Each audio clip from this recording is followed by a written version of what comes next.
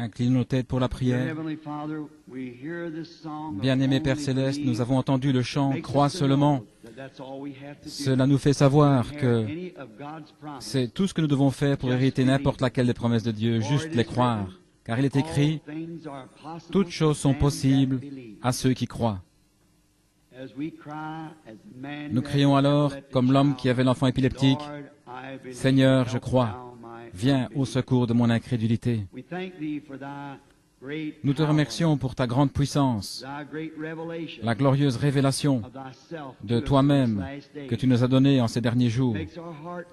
Cela rend notre cœur particulièrement heureux et joyeux de savoir que nous sommes entrés en contact avec le Dieu vivant, qui la confirme directement en retour par des évidences physiques et matérielles, comme il l'a fait par le passé et l'a promis pour ce jour. Nous te sommes si reconnaissants, notre Dieu. En ce jour d'obscurité où personne ne semble savoir dans quelle direction aller, nous sommes si contents d'avoir trouvé la zone de sécurité, la retraite.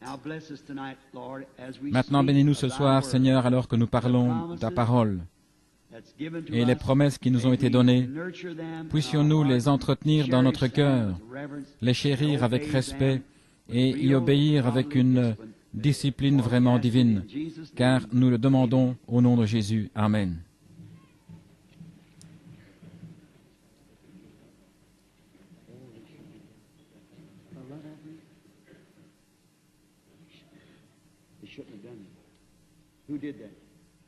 Une offrande d'amour? Vous n'auriez pas dû faire ça. Qui l'a fait? C'est vous le coupable? Je m'en prenais à l'organisateur. Il dit qu'il a prélevé pour moi une offrande d'amour. Il n'aurait pas dû le faire. Je l'apprécie, Dieu le sait. Mais je ne suis pas venu pour ça. Merci. Que le Seigneur vous bénisse. Je ferai tout mon possible. Je la mettrai directement pour les missions à l'étranger. Je saurai ainsi que cela ira directement pour le royaume de Dieu. Et si le Seigneur le veut, je l'utiliserai moi-même dans ces pays afin d'apporter ce même évangile que vous avez écouté cette semaine. Je saurai alors que cela sera fait de la façon dont vous croyez. Que le Seigneur m'aide à le faire. Je suis très reconnaissant pour tous ceux qui sont venus cette semaine et pour vous tous qui êtes connectés ce soir de nouveau par les fils du téléphone. Et nous sommes reconnaissants envers chacun d'entre vous. Billy m'a dit ce matin, « Papa, si tu étais venu avec moi tôt ce matin, juste après le lever du jour, et que tu étais ici dans les alentours, tu aurais vu ces mères en train de nourrir leurs bébés dans la voiture, et ces pauvres gens attendant sous la pluie que les portes s'ouvrent. Vous voyez quel hypocrite je serais si je vous disais autre chose que la vérité. Je serais vraiment ignoble. Parfois, je dois faire mal. Mais ce n'est pas parce que je le veux, c'est parce que ce n'est pas moi qui fais mal. C'est la vérité qui blesse, qui fait mal. Mais je crois que la raison pour laquelle vous venez, c'est que je suis profondément sincère avec vous et je fais tout mon possible pour vous aider. Puisse le Seigneur aider chacun d'entre vous. Et maintenant, je veux remercier les gens de leur bienveillante coopération et aussi les gens de cette ville qui nous ont permis de louer dans cette école l'auditorium et la salle de gymnastique. Et je veux remercier les personnes de l'administration, si elles sont ici, et aussi Thurston Colvin qui est gardien ici pour sa précieuse coopération et pour nous avoir aidés à obtenir ceci et pour s'être trouvés chaque soir avec nous. Nous remercions la police de Jeffersonville d'être venue ici et d'avoir surveillé l'endroit pour un prix très bas. Je pense que c'est environ $2 l'heure.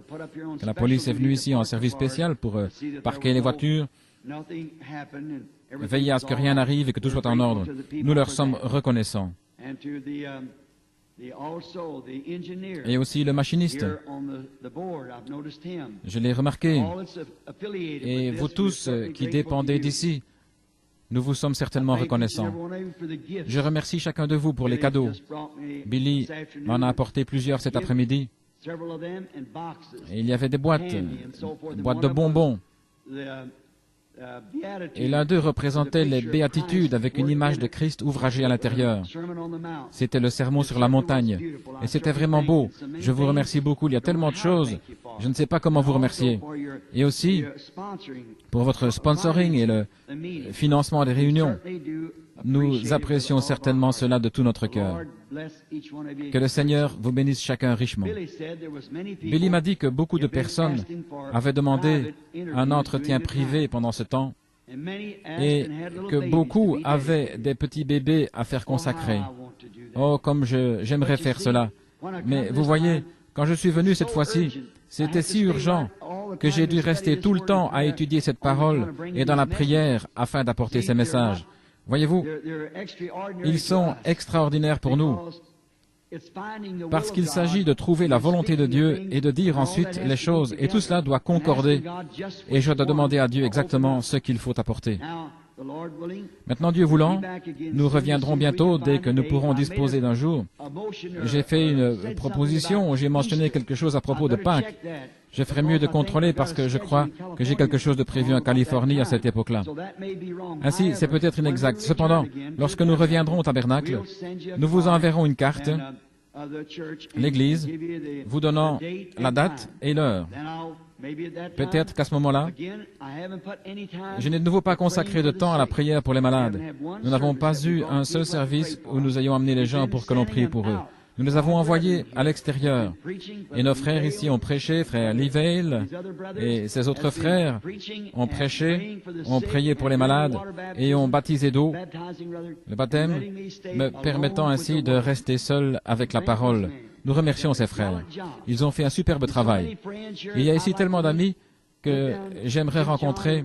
J'ai regardé en bas, j'ai vu John et Earl. Il y a Dr. Leevale et l'un des organisateurs de la campagne, frère Roy Borders. Ces hommes, je n'ai même pas pu pas plus que leur serrer la main. Je n'ai pas eu l'occasion. Je pense à mes amis du Kentucky et aux alentours, des amis dans le ministère. Combien j'aimerais leur serrer la main. Frère Blair, je l'ai remarqué ici l'autre jour. Et beaucoup de ces hommes que j'aime, ils sont allés à plusieurs réunions et je n'ai même pas pu leur serrer la main. J'essaie, ce n'est pas parce que je ne veux pas le faire, c'est parce que je n'ai pas le temps et que je dois me dépêcher. Pour ce qui est de consacrer les bébés, bien sûr, mon propre fils, mon petit-fils, le petit David devait être consacré lors de cette réunion. Je n'ai pas eu le temps de le faire. Je suis maintenant 2 fois grand-papa. Ainsi, M. May, s'il est ici ce soir, m'a donné cette canne, et il me semble que je devrais bientôt l'utiliser. Et j'ai dit à Billy, la Bible a dit, effectivement, de multiplier, de remplir la terre, mais tu n'en as pas reçu tout le fardeau à toi, tout seul. Ces petits-fils apparaissent rapidement.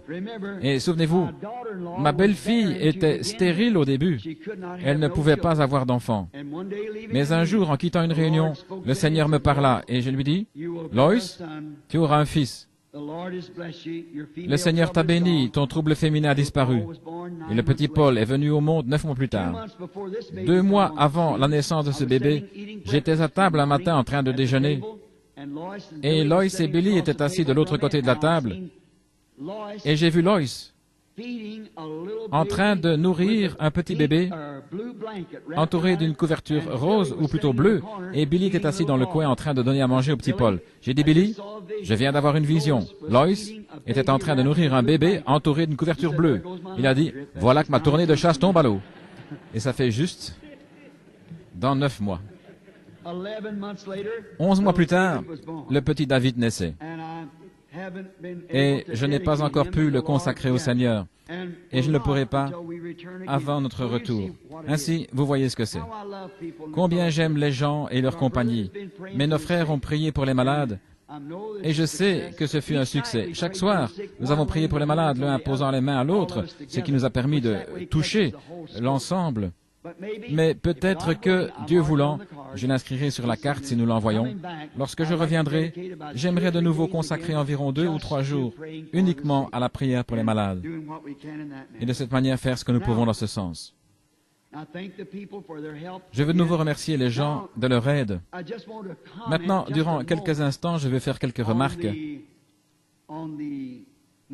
à propos du message de ce matin. Il est évident que je n'ai pas réussi à le terminer complètement. Mais je pense que vous comprenez. Et je suis sûr que vous ne saurez jamais ce que ce fut pour moi de faire cela. Cela vous semble très simple pour vous, mais voyez-vous ce que vous faites? Vous prenez la place de Dieu en déclarant quelque chose comme ça. Et avant que je le fasse, il devait y avoir une réponse de la part de Dieu. Il devait descendre et il s'est montré visiblement et a donné la révélation. C'est pourquoi, voyez-vous, c'est pour l'Église. Et souvenez-vous, j'ai dit que ce que j'avais dit était seulement pour l'Église. Et afin que vous puissiez avoir confiance et que vous sachiez cela, c'est le même Dieu qui me dit là-bas, alors qu'il n'y avait pas d'écureuil, parle et dis où ils seront. Et c'est arrivé 3 fois de suite. Or, s'il peut, par cette même parole, créer quelque chose qui n'est pas là, à combien plus forte raison ceci tiendra-t-il bon au jour du jugement? Voyez-vous, des gens étaient là pour voir ces choses et les savoir. Comme Paul l'a dit par le passé, il y avait avec lui des hommes qui ont senti la terre trembler et qui n'ont pas entendu la voix, mais ils ont vu la colonne de feu. Cela m'a pourtant fait du bien après, de voir des maris et des épouses, que je sais être d'authentiques chrétiens, s'embrasser en pleurant. Écoutez, mes amis, Dieu confirme sa parole avec des signes et des confirmations pour prouver qu'elle est juste. La parole parlée. Maintenant, souvenez-vous, cette lumière qui était dans ce nuage, qui a donné la révélation. Ma petite fille Sarah ici me disait que dans cette école-là en Arizona, en regardant un ciel serein, ce nuage mystérieux dans cette montagne qui montait, descendait avec un feu couleur ambre, embrasé, le professeur interrompit les cours et l'école, les amena dehors et leur dit « Avez-vous jamais vu quelque chose comme ça? Regardez un peu. » Souvenez-vous, c'est cette même lumière ambre qui est sur le rocher. Ainsi, c'est le même Dieu, la même révélation. Il me dit, dis-leur de faire ceci. C'est ce que je vous ai dit ce matin. Donc voilà. Et si mon cher ami, frère Roy Robertson est à l'écoute maintenant à Tucson, Roy, te souviens-tu de la vision que tu as eue le jour où nous étions là, sur la montagne? Tu es venu vers moi et ce nuage était au-dessus du sommet. En descendant, tu sais ce qu'il t'a dit? Je te l'ai dit l'autre jour à la maison. C'est ça, Roy. Ne t'inquiète plus, fils. C'est terminé.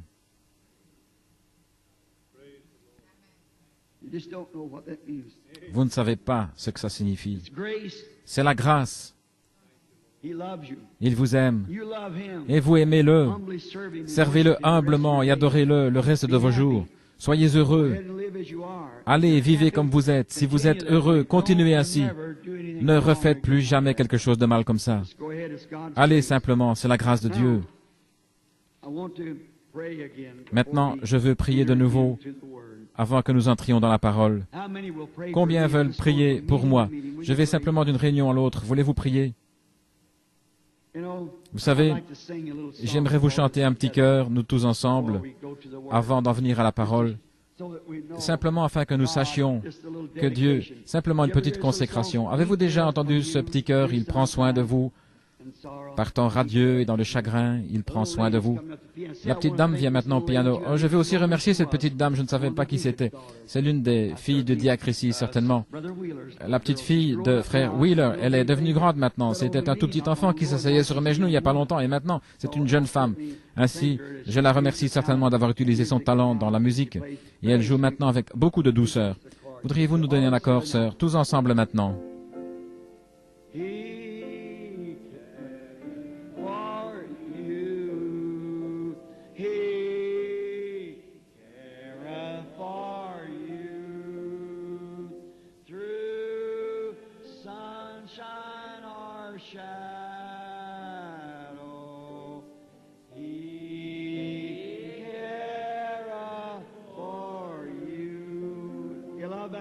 Aimez-vous cela?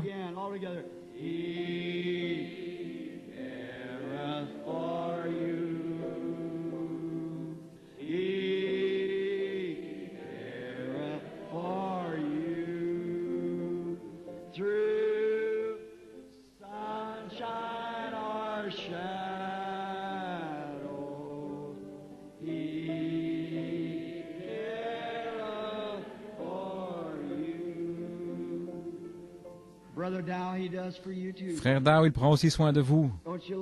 Ne l'aimez-vous pas? Inclinons maintenant nos têtes.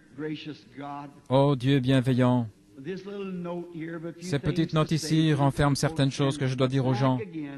Nous sommes de retour ici pour nous référer à ce qui a été dit ce matin, car c'est ce que les gens sont venus entendre. Je te prie, ô Dieu, de faire voir aux gens que Dieu les aime et qu'il prend soin d'eux. Et ce n'est pas moi qui l'ai donné, Seigneur. Ce fut confirmé que c'était la vérité. Ainsi, je prie, cher Dieu, pour que ton amour reste toujours avec les gens.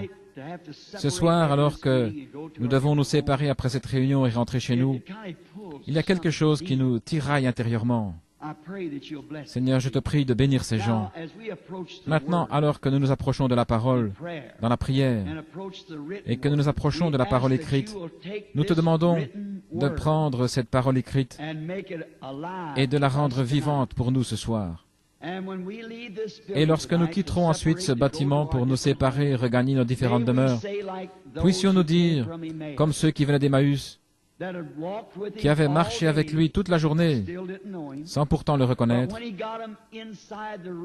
Mais lorsqu'il les a réunis dans la pièce ce soir-là, toutes les portes étant fermées, il fit quelque chose de semblable à ce qu'il fit avant sa crucifixion. Par cela, ils surent qu'il était ressuscité. Fais-le de nouveau ce soir, Seigneur. Accorde-le alors que les portes sont fermées et que ton petit groupe est ici dans l'attente. Père, lorsque nous retournerons chez nous, nous dirons comme eux, notre cœur ne brûlait-il pas au-dedans de nous lorsqu'il nous parlait en chemin? Nous nous remettons et tous entre tes mains, Seigneur. Fais avec nous comme tu juges bon. Au nom de Jésus, Amen. Maintenant, entrons rapidement dans le service et lisez avec moi, si vous le voulez, dans le livre des Hébreux.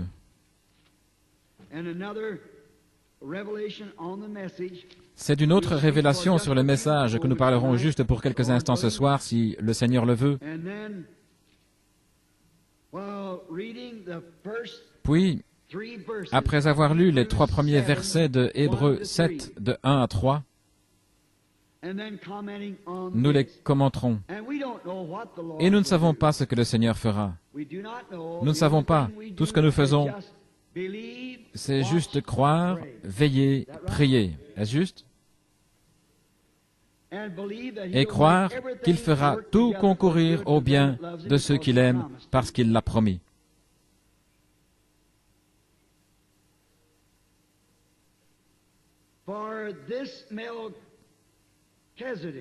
Car ce Melchisédek, roi de Salem, sacrificateur du Dieu Très-Haut, qui alla au-devant d'Abraham lorsqu'il revenait de la défaite des rois, qui le bénit, et à qui Abraham donna la dîme de tout, qui est d'abord roi de justice, d'après la signification de son nom, ensuite roi de Salem, c'est-à-dire roi de paix. Lisons un peu plus loin. Qui est sans père, sans mère, sans généalogie, qui n'a ni commencement de jour, ni fin de vie, mais qui est rendu semblable au Fils de Dieu, ce Melchisédek demeure sacrificateur à perpétuité. Pensez à la grandeur de cette personne, à la grandeur de cet homme. Et maintenant, la question se pose, qui est cet homme? Les théologiens ont eu différentes idées, mais depuis l'ouverture des 7 sceaux, le livre mystérieux, qui était mystérieux pour nous, selon Apocalypse 10, de 1 à 7, tous les mystères écrits dans ce livre, qui ont été cachés à l'âge des réformateurs, sont censés être amenés en pleine vue par l'ange du dernier âge de l'Église. Combien savent que c'est juste? Ils sont censés être dévoilés. Tous les mystères du livre mystérieux doivent être révélés aux messagers de l'âge de Laodicée. Voyant qu'il y a beaucoup de disputes, de discussions à propos de cette personne et à ce sujet, je pense qu'il nous appartient d'examiner la chose pour découvrir qui c'est. Maintenant, il y a plusieurs écoles, opinions à ce sujet. Certains prétendent qu'il n'est qu'un mythe, qu'il n'était pas réellement une personne. Et d'autres disent que c'était un sacerdoce, une sacrificature, que c'était le sacerdoce de Melchisédek. La plupart sont de cet avis parce qu'ils disent que c'était un sacerdoce, une prêtrise, une sacrificature. Ça ne se peut pas car au 4e verset, il est dit qu'il était une personne, un homme. Ainsi, pour être une personne, il devait être une personnalité, un homme, non pas un ordre, mais une personne. Ainsi donc, il n'était pas simplement l'ordre d'un sacerdoce, il n'était pas non plus un mythe, il était une personne. Et cette personne est éternelle. Si vous remarquez, il n'avait ni père, ni mère, ni commencement, ni fin. Et qui qu'il soit, il est toujours vivant ce soir.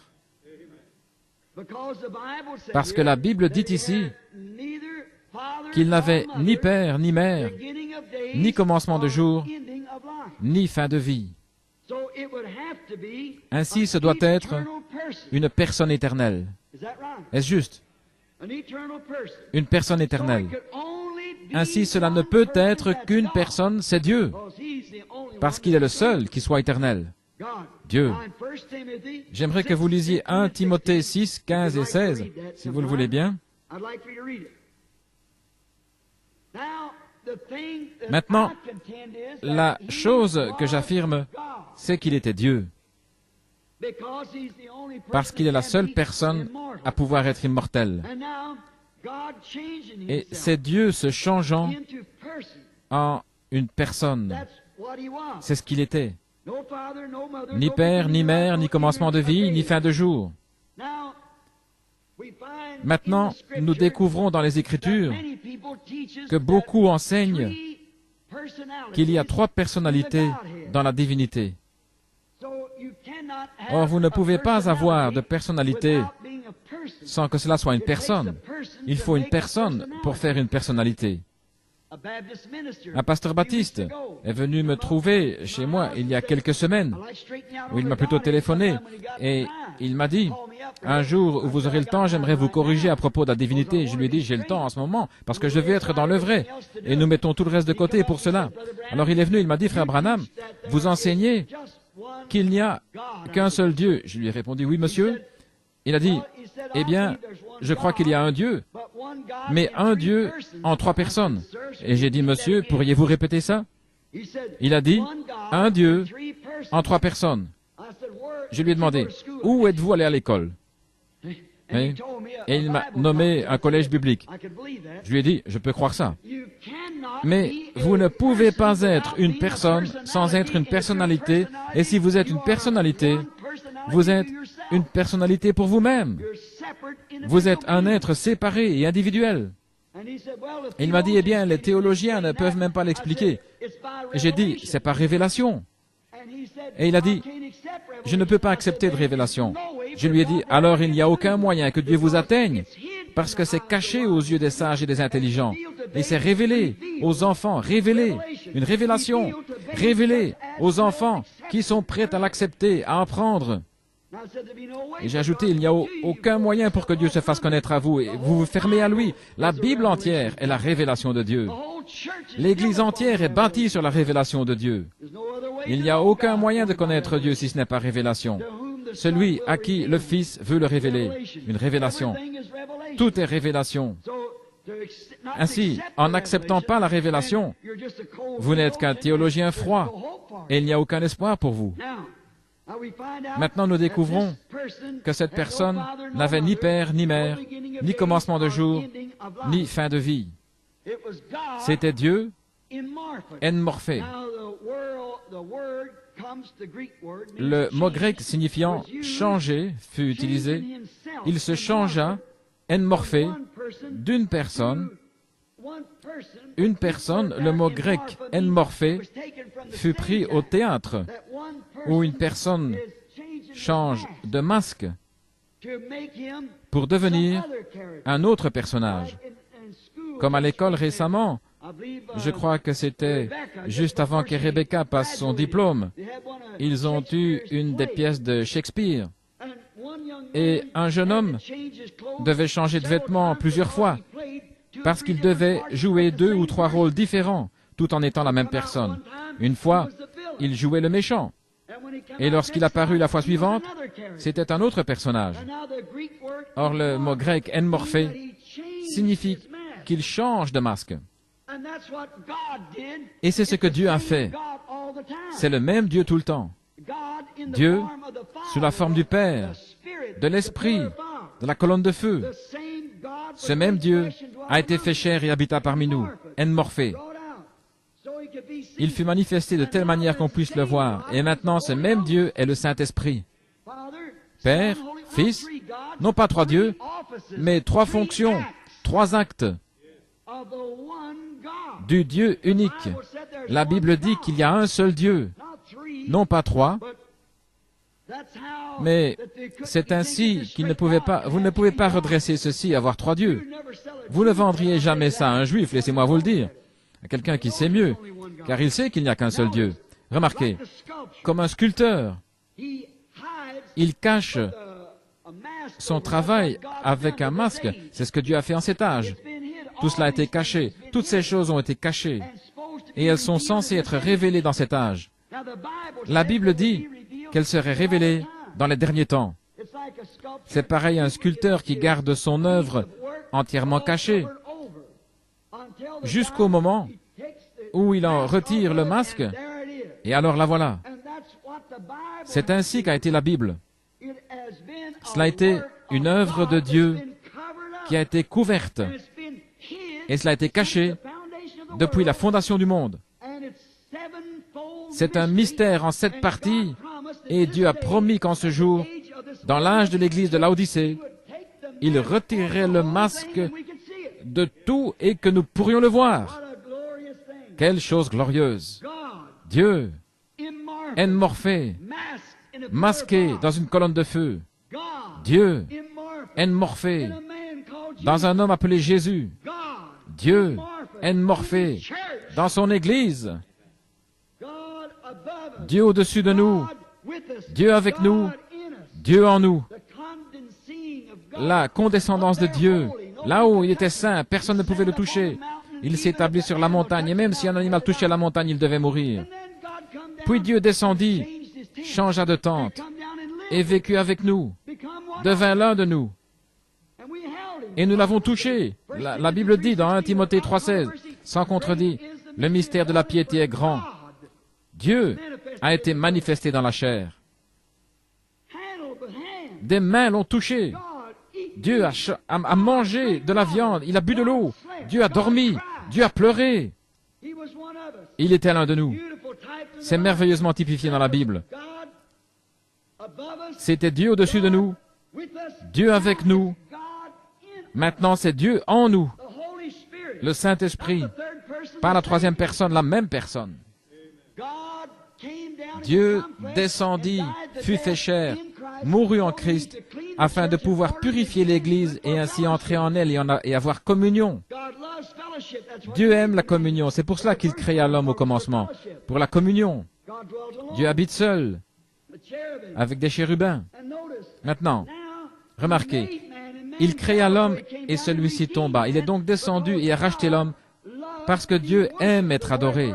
Le mot Dieu lui-même signifie sujet d'adoration ou objet d'adoration. Et ce qui vient parmi nous sous forme d'une colonne de feu, comme quelque chose qui change nos cœurs, c'est le même Dieu qui a dit que la lumière soit et la lumière fut. Il est le même hier, aujourd'hui, éternellement. Au commencement, Dieu habitait seul avec ses attributs, comme j'en ai parlé ce matin. Ce sont ses pensées. Il n'y avait rien, sinon Dieu seul. Mais il avait des pensées, tout comme un grand architecte peut réfléchir et dessiner dans son esprit ce qu'il pense construire ou créer. Alors, il ne peut pas créer. Il peut prendre quelque chose qui a été déjà créé et lui donner une forme différente, parce que Dieu seul est celui qui peut créer. Mais il imagine ce qu'il va faire, ce sont ses pensées, ses désirs. C'est donc une pensée. Et quand il l'exprime, c'est alors une parole. Et une parole est une pensée. Une pensée, lorsqu'elle est exprimée, c'est une parole. Une pensée exprimée est une parole. Mais cela doit premièrement être une pensée. Ainsi, ce sont les attributs de Dieu. Puis, cela devient une pensée et ensuite une parole. Remarquez, ceux qui ont, ce soir, la vie éternelle étaient avec lui et en lui, dans sa pensée, avant qu'il y ait un ange, une étoile, un chérubin, quoi que ce soit. C'est éternel. Et si vous avez la vie éternelle, vous avez toujours existé. Non pas votre vie ici, mais la forme que le Dieu infini. S'il n'est pas infini, il n'est pas Dieu. Dieu doit être infini. Nous sommes limités, il est infini. Et il était omniprésent, omniscient et omnipotent. S'il ne l'est pas, alors il ne peut être Dieu. Il connaît toutes choses, chaque endroit, à cause de son omniprésence. Omniscient le fait omniprésent. Il est un être, il n'est pas comme le vent. Il est un être, il habite dans une maison. Mais étant omniscient, sachant toutes choses, cela le rend omniprésent, parce qu'il sait tout ce qui se passe.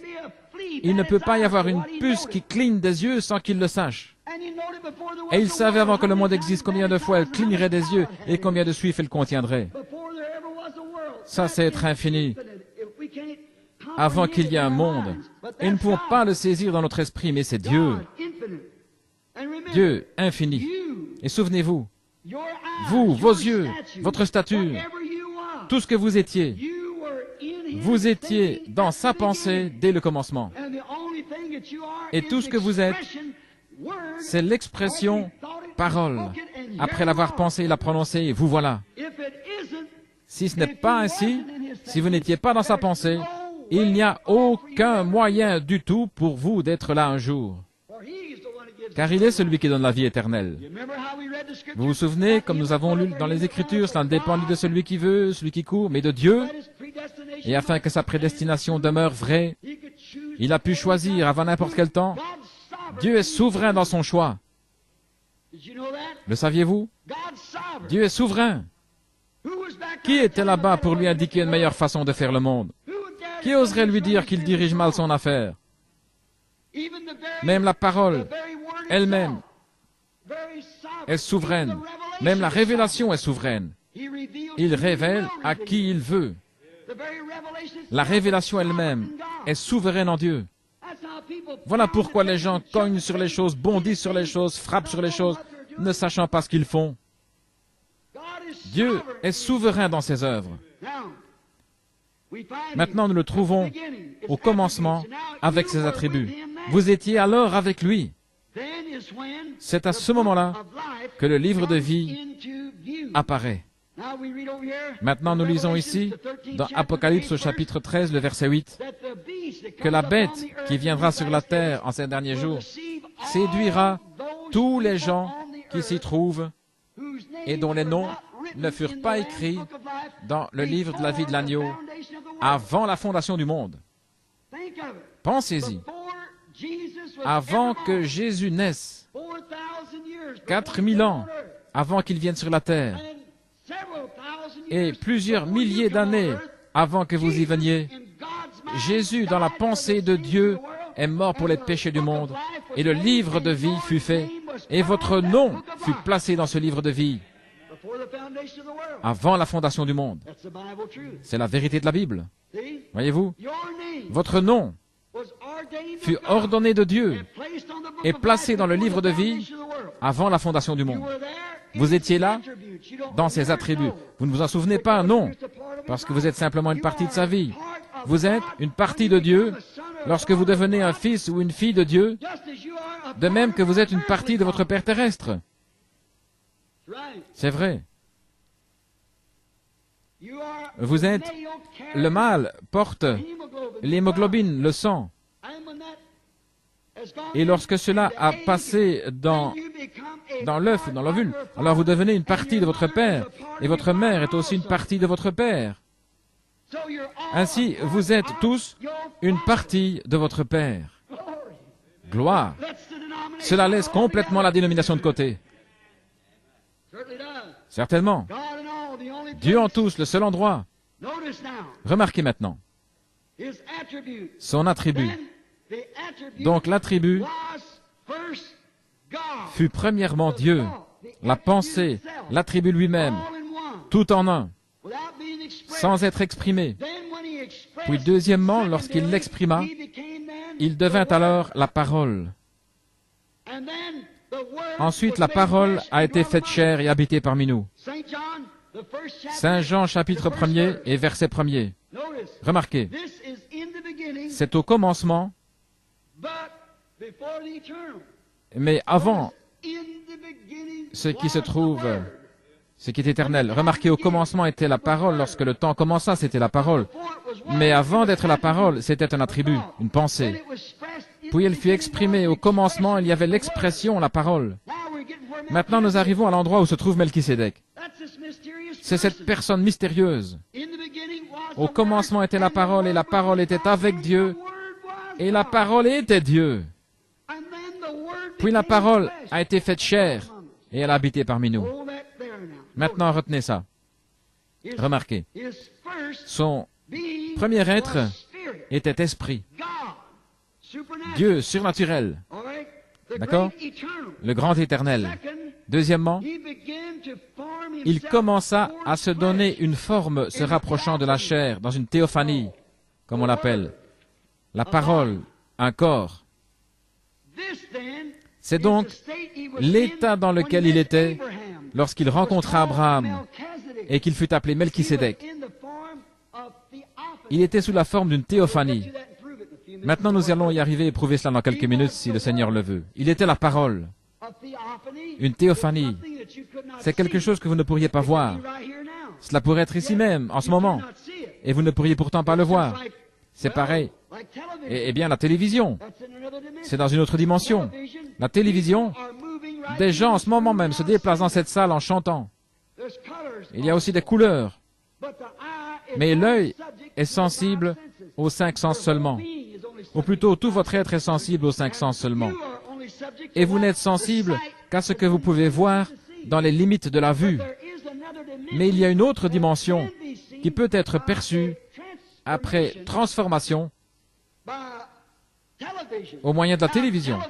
Maintenant, la télévision ne fabrique pas d'images. La télévision ne fait que la conduire dans un canal, un circuit. Et ensuite, l'écran de télévision la capte. Mais il y a l'image pour commencer. La télévision était là lorsqu'Adam était là. La télévision était là lorsqu'Élie était sur le mont Carmel. La télévision était là lorsque Jésus de Nazareth marchait sur les côtes de la Galilée. Mais c'est seulement maintenant que vous la découvrez. Ils ne l'auraient pas cru à ce moment-là. Vous auriez traité de fou si vous aviez dit quelque chose comme ça. Mais maintenant, c'est devenu une réalité. Et c'en est également une que Christ est ici. Les anges de Dieu sont ici. Et un jour, dans le grand millénium à venir, ce sera plus réel que la télévision, n'importe quoi d'autre, parce qu'ils sont ici. Il se révèle dans sa grande forme alors qu'il change de masque en Morphée dans ses serviteurs et prouve qui il est. Maintenant, le voici sous la forme de l'Esprit. Puis il vient sous la forme de Morphée. Il est apparu à Abraham. Morphée. Lorsqu'Abraham revint de la défaite des rois, il rencontra Melchisédek et lui parla. Dernièrement, j'ai lu dans le journal de Tucson un article racontant le cas d'une femme qui, alors qu'elle roulait à je crois 60 ou 80 km à l'heure, heurta un vieil homme qui portait un pardessus. Elle poussa un cri et arrêta sa voiture. Il fut projeté en l'air, au milieu du désert. Et elle courut en arrière pour le retrouver, et il n'était pas là. Ainsi que fit-elle. Des gens derrière elle virent cela arriver. Ils virent ce vieil homme être projeté en l'air et son pardessus tournoyé. Ils coururent donc en arrière pour regarder. Ils ne purent trouver l'homme nulle part. Ils appelèrent la police. Celle-ci vint examiner l'endroit.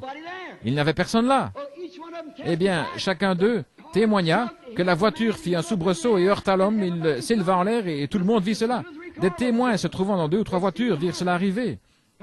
On découvrit finalement que 5 ans auparavant, un vieil homme portant un pardessus avait été heurté et tué au même endroit. Lorsque vous partez d'ici, vous n'êtes pas mort. Vous devez revenir, même si vous êtes un pécheur, et être jugé d'après les œuvres faites dans le corps. Si cette tente où nous habitons sur la terre est détruite, nous en avons une autre qui nous attend. Morphée, c'est la parole. Or Dieu, à ce stade de sa création, plus tard, forma dans la chair Jésus. À partir de quoi? À partir du grand esprit du commencement. Puis cela devint la parole. Alors qu'il commençait à se manifester, la parole ne se fait pas encore, elle est simplement prononcée. Morphée. Plus tard, il devient chair en Jésus, mortel, pour goûter à la mort pour nous tous pécheurs. Lorsqu'Abraham le rencontra, il était Melchisédek. Il dévoile ici ce que tous les attributs feront à la fin ultime. Chaque fils d'Abraham, chaque fils de la foi fera absolument la même chose. Mais je vais voir de quelle façon nous devons venir. Nous le voyons aussi révélé ici, dans Ruth et Boaz, comme parents rédempteurs et comment ils devaient venir pour être chers. Maintenant, nous voyons que les fils attributs de son esprit ne sont pas encore entrés dans le corps parole. Une théophanie. Ce corps est soumis à la parole, attendant avec un ardent désir la transformation du corps. Maintenant, la différence entre lui et vous en tant que fils, voyez-vous, il était au commencement la parole, un corps morphé. Il y est entré et a vécu dans la personne de Melchisédek. Puis plus tard, nous n'avons plus jamais entendu parler de Melchisédek, parce qu'il est devenu Jésus-Christ.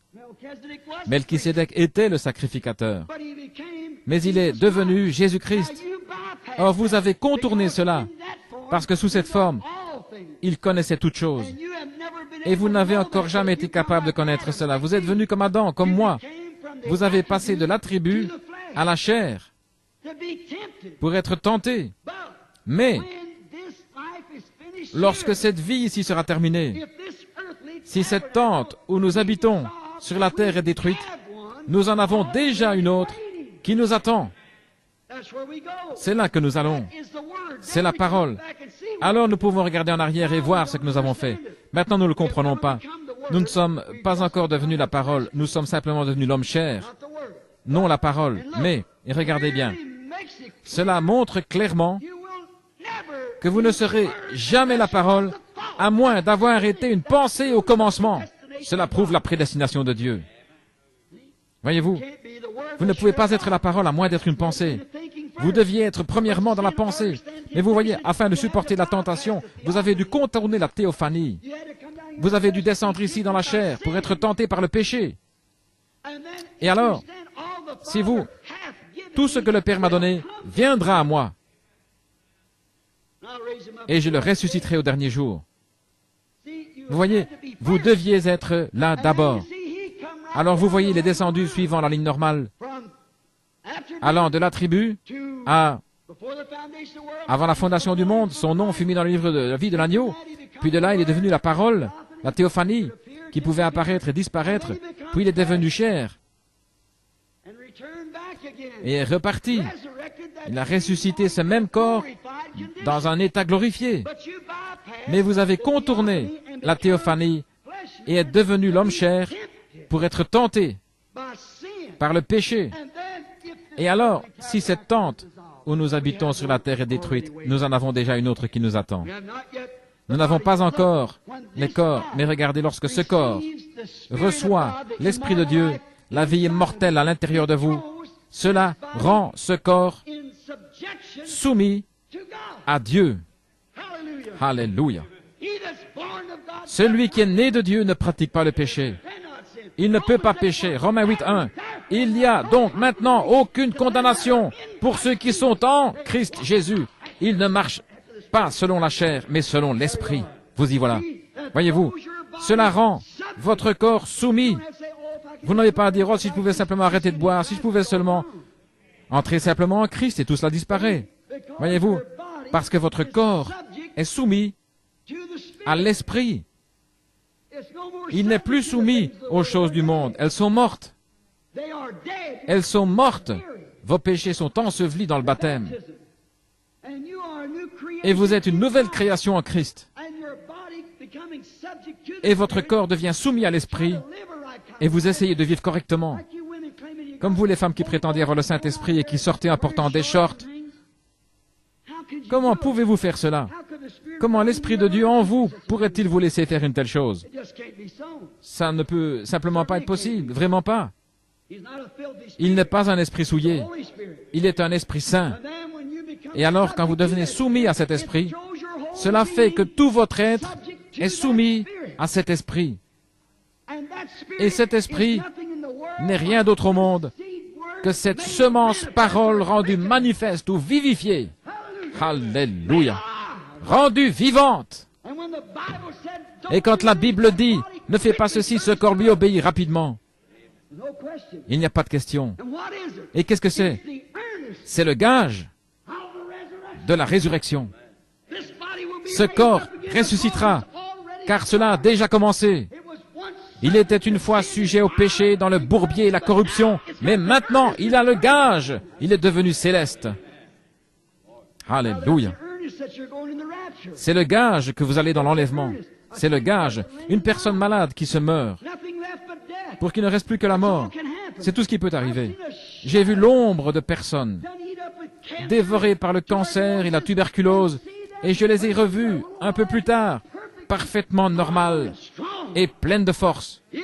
S'il n'y a pas de guérison divine, alors il n'y a pas de résurrection, parce que la guérison divine est le gage de la résurrection. Amen. Vous savez ce que sont les arts, n'est-ce pas? C'est la compte. Il fut blessé pour nos péchés. Par ses meurtrissures, nous sommes guéris. Remarquez, comme c'est merveilleux, comme nous l'aimons. Maintenant, ce corps est soumis à l'Esprit. Et nous n'avons pas encore pris la forme de la parole. Nous avons toujours la forme de la chair, mais soumis à la parole. La mort dans la chair nous y amènera. Pensez à un petit bébé. C'est la même chose. Vous pouvez prendre une femme, peu importe sa méchanceté. Quand elle est enceinte et sur le point d'être mère, observez avant que ce bébé naisse, peu importe combien la femme est cruelle, elle devient très douce. Il y a quelque chose en elle qui semble pieux lorsqu'elle est sur le point de devenir mère par ce bébé. Pourquoi cela? Ce petit corps, il n'est pas encore vivant. Voyez-vous, tout ce qu'il est, c'est juste de la chair et des muscles. Ces petits seaux, ce sont simplement les muscles qui gigotent. Mais lorsqu'il sort du sein, Dieu souffle en lui le souffle de vie. Et alors il pousse un cri. Voyez-vous, aussi sûr qu'un corps naturel est formé, il y a un corps spirituel pour le recevoir dès qu'il arrive ici. Alors, quand un homme naît de nouveau du ciel, il devient un bébé esprit en Christ. Et lorsque cette robe de chair est abandonnée, il y a un corps naturel, une théophanie, où nous allons un corps que des mains n'ont pas fait et qui n'est pas né d'une femme. Puis ce corps retourne chercher le corps glorifié. C'est la raison pour laquelle Jésus est allé en enfer lorsqu'il mourut, est allé prêcher aux âmes en prison. il était revenu à cette théophanie. Oh, c'est merveilleux. Merci Seigneur. 2 Corinthiens 5:1. Si ce corps où nous habitons sur la terre est détruit, cette tente où nous habitons sur la terre, nous avons un autre. Voyez-vous, nous avons contourné cela afin de venir directement de Dieu. L'attribut pour être cher et être tenté et testé par le péché, comme le fut Adam. Mais lorsque le test de sa parole est terminé, alors nous sommes amenés à ce corps qui fut préparé pour nous avant la fondation du monde. C'est la parole que nous avons sautée afin de venir ici en bas, pour être testés et tentés. Si nous avions passé par cela, il n'y aurait pas eu de tentation, nous aurions su toutes choses. C'est la raison pour laquelle Jésus savait toutes choses. C'est qu'il était la parole avant d'être chair. Puis, nous devenons la parole. Ici, nous sommes formés à l'image de la parole, pour être participants de la parole, nous nourrissant de la parole, en étant prédestinés depuis le commencement.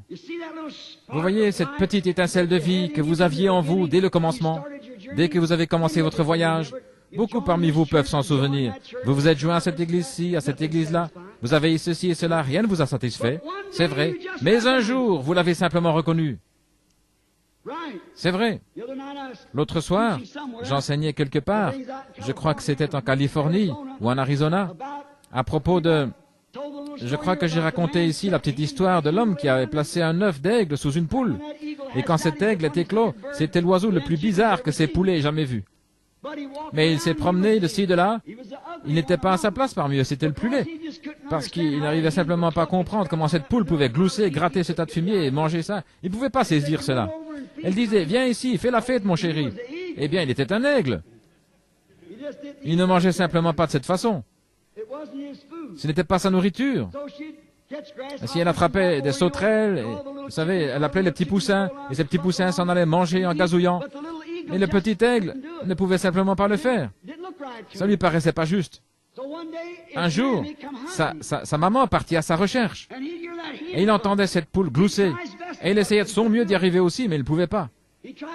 Il essayait de pioler comme un petit poussin, mais il n'y arrivait pas. Voyez-vous, c'était un aigle. C'était un aigle pour commencer. Il fut simplement couvé par une poule. C'est pareil à certains membres d'église. C'est à peu près ainsi, environ un sur une couvée. Mais juste. Mais un jour, sa maman survola l'endroit où elle poussa un cri. Il le reconnut. Ça sonnait juste. Pourquoi? C'est un aigle pour commencer. C'est ainsi avec l'Évangile ou la parole, la puissance de Jésus-Christ. Lorsqu'un homme a été prédestiné à la vie éternelle et qu'il entend cette intonation véritable, ce cri de Dieu, rien ne peut l'en détourner. L'Église dira peut-être, le temps des miracles est passé, côte, côte, côte. Tiens-toi là et mange ceci, tiens-toi là et mange cela. Cette nourriture de basse-cour ne lui suffit plus. Il est parti. Tout est possible. Il s'élève du sol. C'est ce qui ne va pas avec tant de chrétiens aujourd'hui, ils ne peuvent pas décoller du sol. La vieille maman lui dit, fils, saute, tu es un aigle, monte ici vers moi. Il dit, maman, je n'ai jamais sauté de ma vie. Elle dit, eh bien, saute quand même, tu es un aigle. Tu n'es pas un poulet. Ainsi, il fit son premier saut et battit des ailes. Il ne réussit pas trop bien, mais il décolla du sol. C'est ainsi que nous faisons. Nous acceptons Dieu par la foi, d'après la parole écrite. Il y a quelque chose là-dedans. Voyez-vous, cette vie éternelle, vous y étiez prédestinés. Son grand-papa et sa grand-maman étaient des aigles. C'était un aigle depuis le début. Les aigles ne se mélangent pas à d'autre chose. Ce n'est pas un hybride du tout, c'est un aigle. Alors après avoir reconnu que la parole de Dieu elle-même était de la nourriture d'aigle, il laissa les autres choses. Vous avez alors été transformés en l'image vivante du Dieu vivant. Vous avez entendu quelque chose venant de votre théophanie. Si ce corps où nous habitons sur la terre est détruit, nous en avons un autre qui attend. Et vous dites, est-ce bien vrai, frère Branham? Très bien, prenons quelques aigles et regardons là quelques minutes. Il y avait un homme appelé Moïse. Vous savez tous qu'un prophète est appelé dans la Bible un aigle. Il y avait un prophète appelé Moïse. Un jour, Dieu l'appela. Il ne voulait pas le laisser entrer dans le pays et il mourut sur un rocher. Les anges l'emportèrent et l'ensevelirent. Il y a un autre homme, un aigle, qui n'a même pas besoin de mourir. Il traversa simplement le Jourdain et Dieu fit descendre un chariot. Il quitta cette robe de chair et s'éleva et gagna le prix éternel. 800 ans plus tard, 800 ans plus tard, sur le mont de la Transfiguration, se tenaient ces deux hommes. Le corps de Moïse était pourri depuis des centaines d'années, mais il avait là une forme telle que même Pierre, Jacques et Jean le reconnurent. Amen. Et si cette tente où nous habitons sur la terre est détruite, si vous êtes un attribut de Dieu exprimé ici sur la terre, vous avez un corps qui vous attend lorsque vous quittez ce monde. Ils se tenaient là sur le mont de la Transfiguration, dans leur théophanie, car ils étaient des prophètes à qui la parole était venue. Remarquons aussi un autre prophète qui s'appelait Samuel. C'était un grand homme. Il avait enseigné Israël et leur avait dit qu'il ne devait pas avoir de roi. Il leur dit, vous ai-je déjà dit une seule chose au nom du Seigneur Jésus qui ne soit pas arrivé? Ils répondirent, non, tout ce que tu as dit au nom du Seigneur est arrivé. C'était un prophète. Et il est mort. Environ 3 ou 4 ans plus tard, le roi eut des difficultés. C'était avant que le sang de Jésus-Christ soit versé. Il était au paradis. Et une sorcière d'Endor demanda que quelqu'un vienne consoler Saül.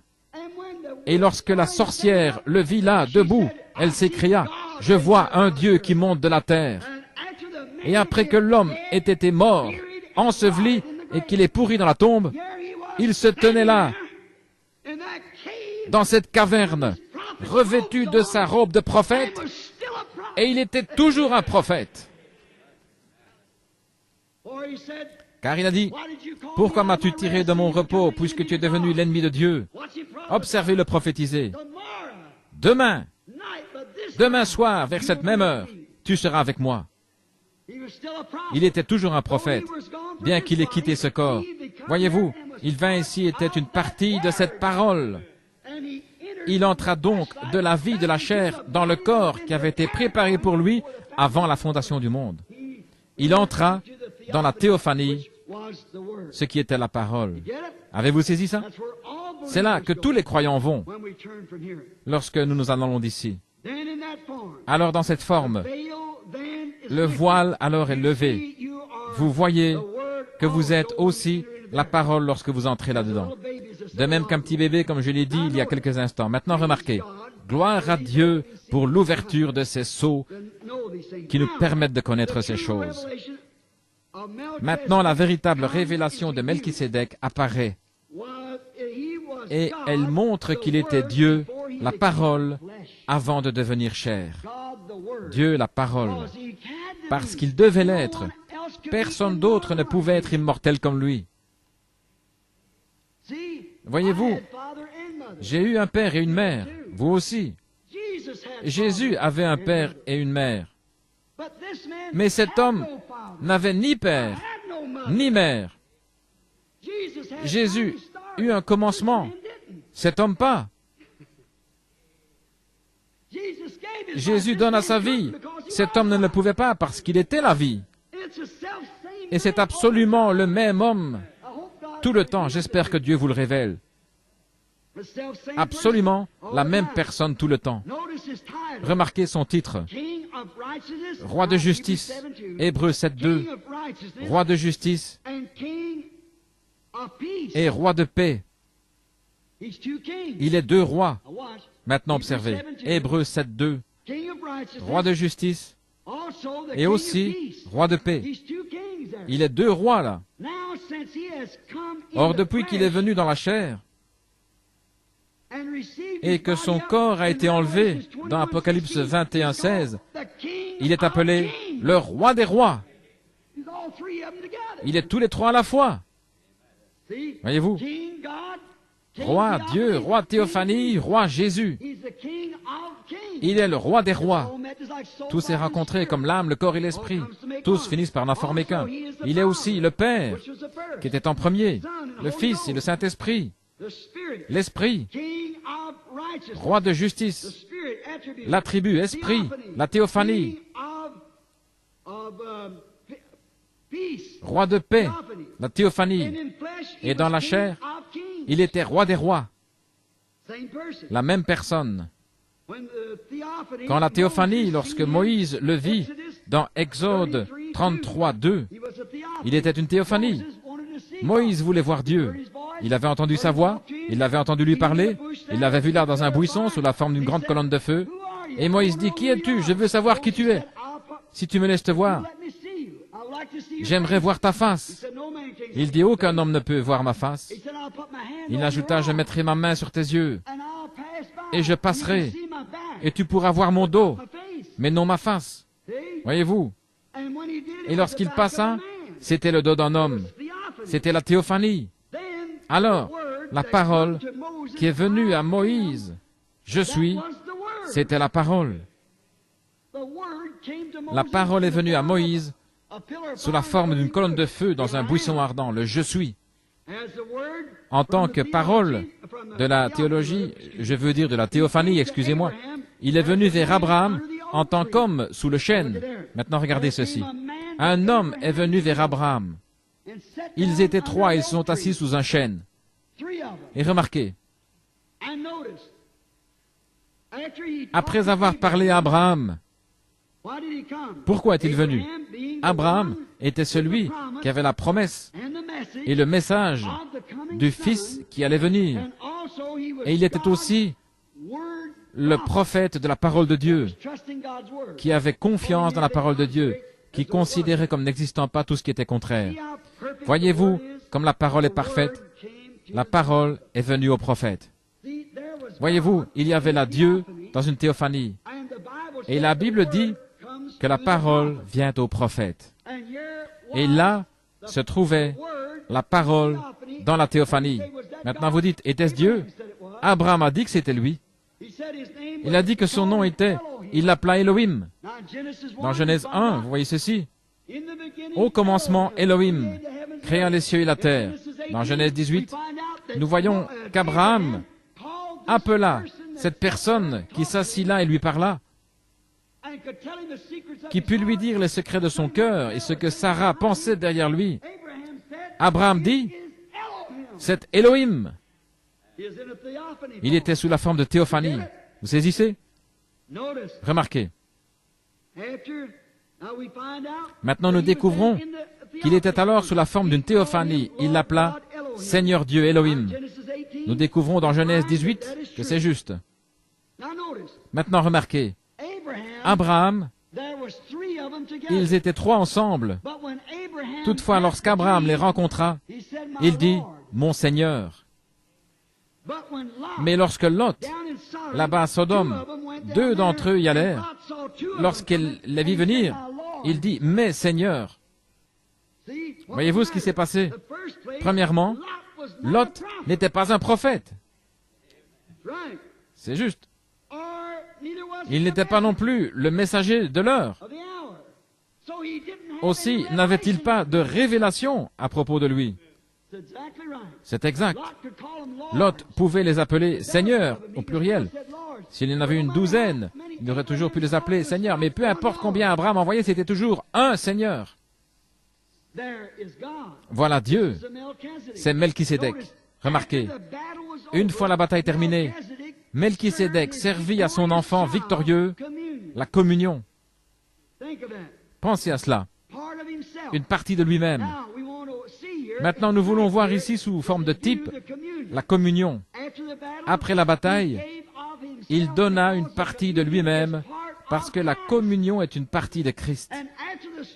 Une fois la lutte terminée, et après avoir été bien secoué, c'est alors que vous goûtez à Christ et devenez une partie de cet être. Vous saisissez cela? Jacob lutta toute la nuit. Il ne voulut pas le laisser aller, à moins qu'il ne les bénisse, c'est juste. La bataille pour la vie. Et une fois la bataille terminée, alors Dieu vous donne une partie de lui-même. C'est sa véritable communion. Le petit morceau de pain et l'hostie ne font que la représenter, et vous ne devriez l'apprendre que si vous avez combattu jusqu'au bout et que vous êtes devenu une partie de Dieu. Souvenez-vous qu'à ce moment-là, la communion n'avait pas été instituée.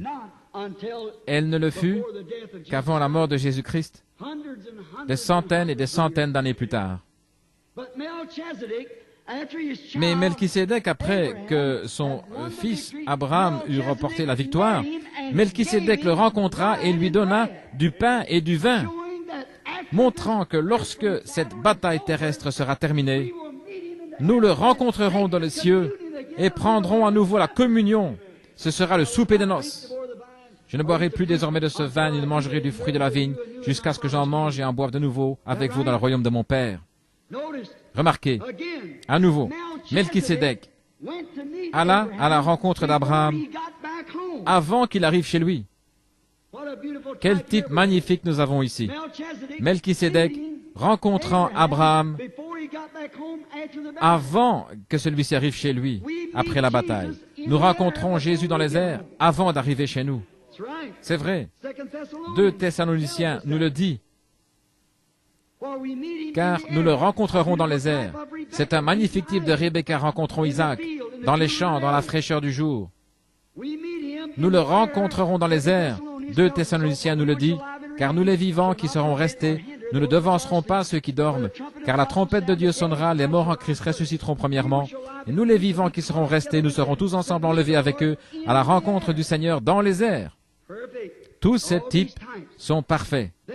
C'est pourquoi la théophanie, si vous êtes mort et que vous êtes entré dans cette théophanie, qu'arrive-t-il? La théophanie vient sur la terre pour prendre le corps racheté. Et si vous êtes ici dans l'air, vous prenez le corps pour rencontrer la théophanie. Vous y voilà. Et vous êtes enlevé pour aller à la rencontre du Seigneur dans les airs. Qui est ce Melchisédek si ce n'est Dieu?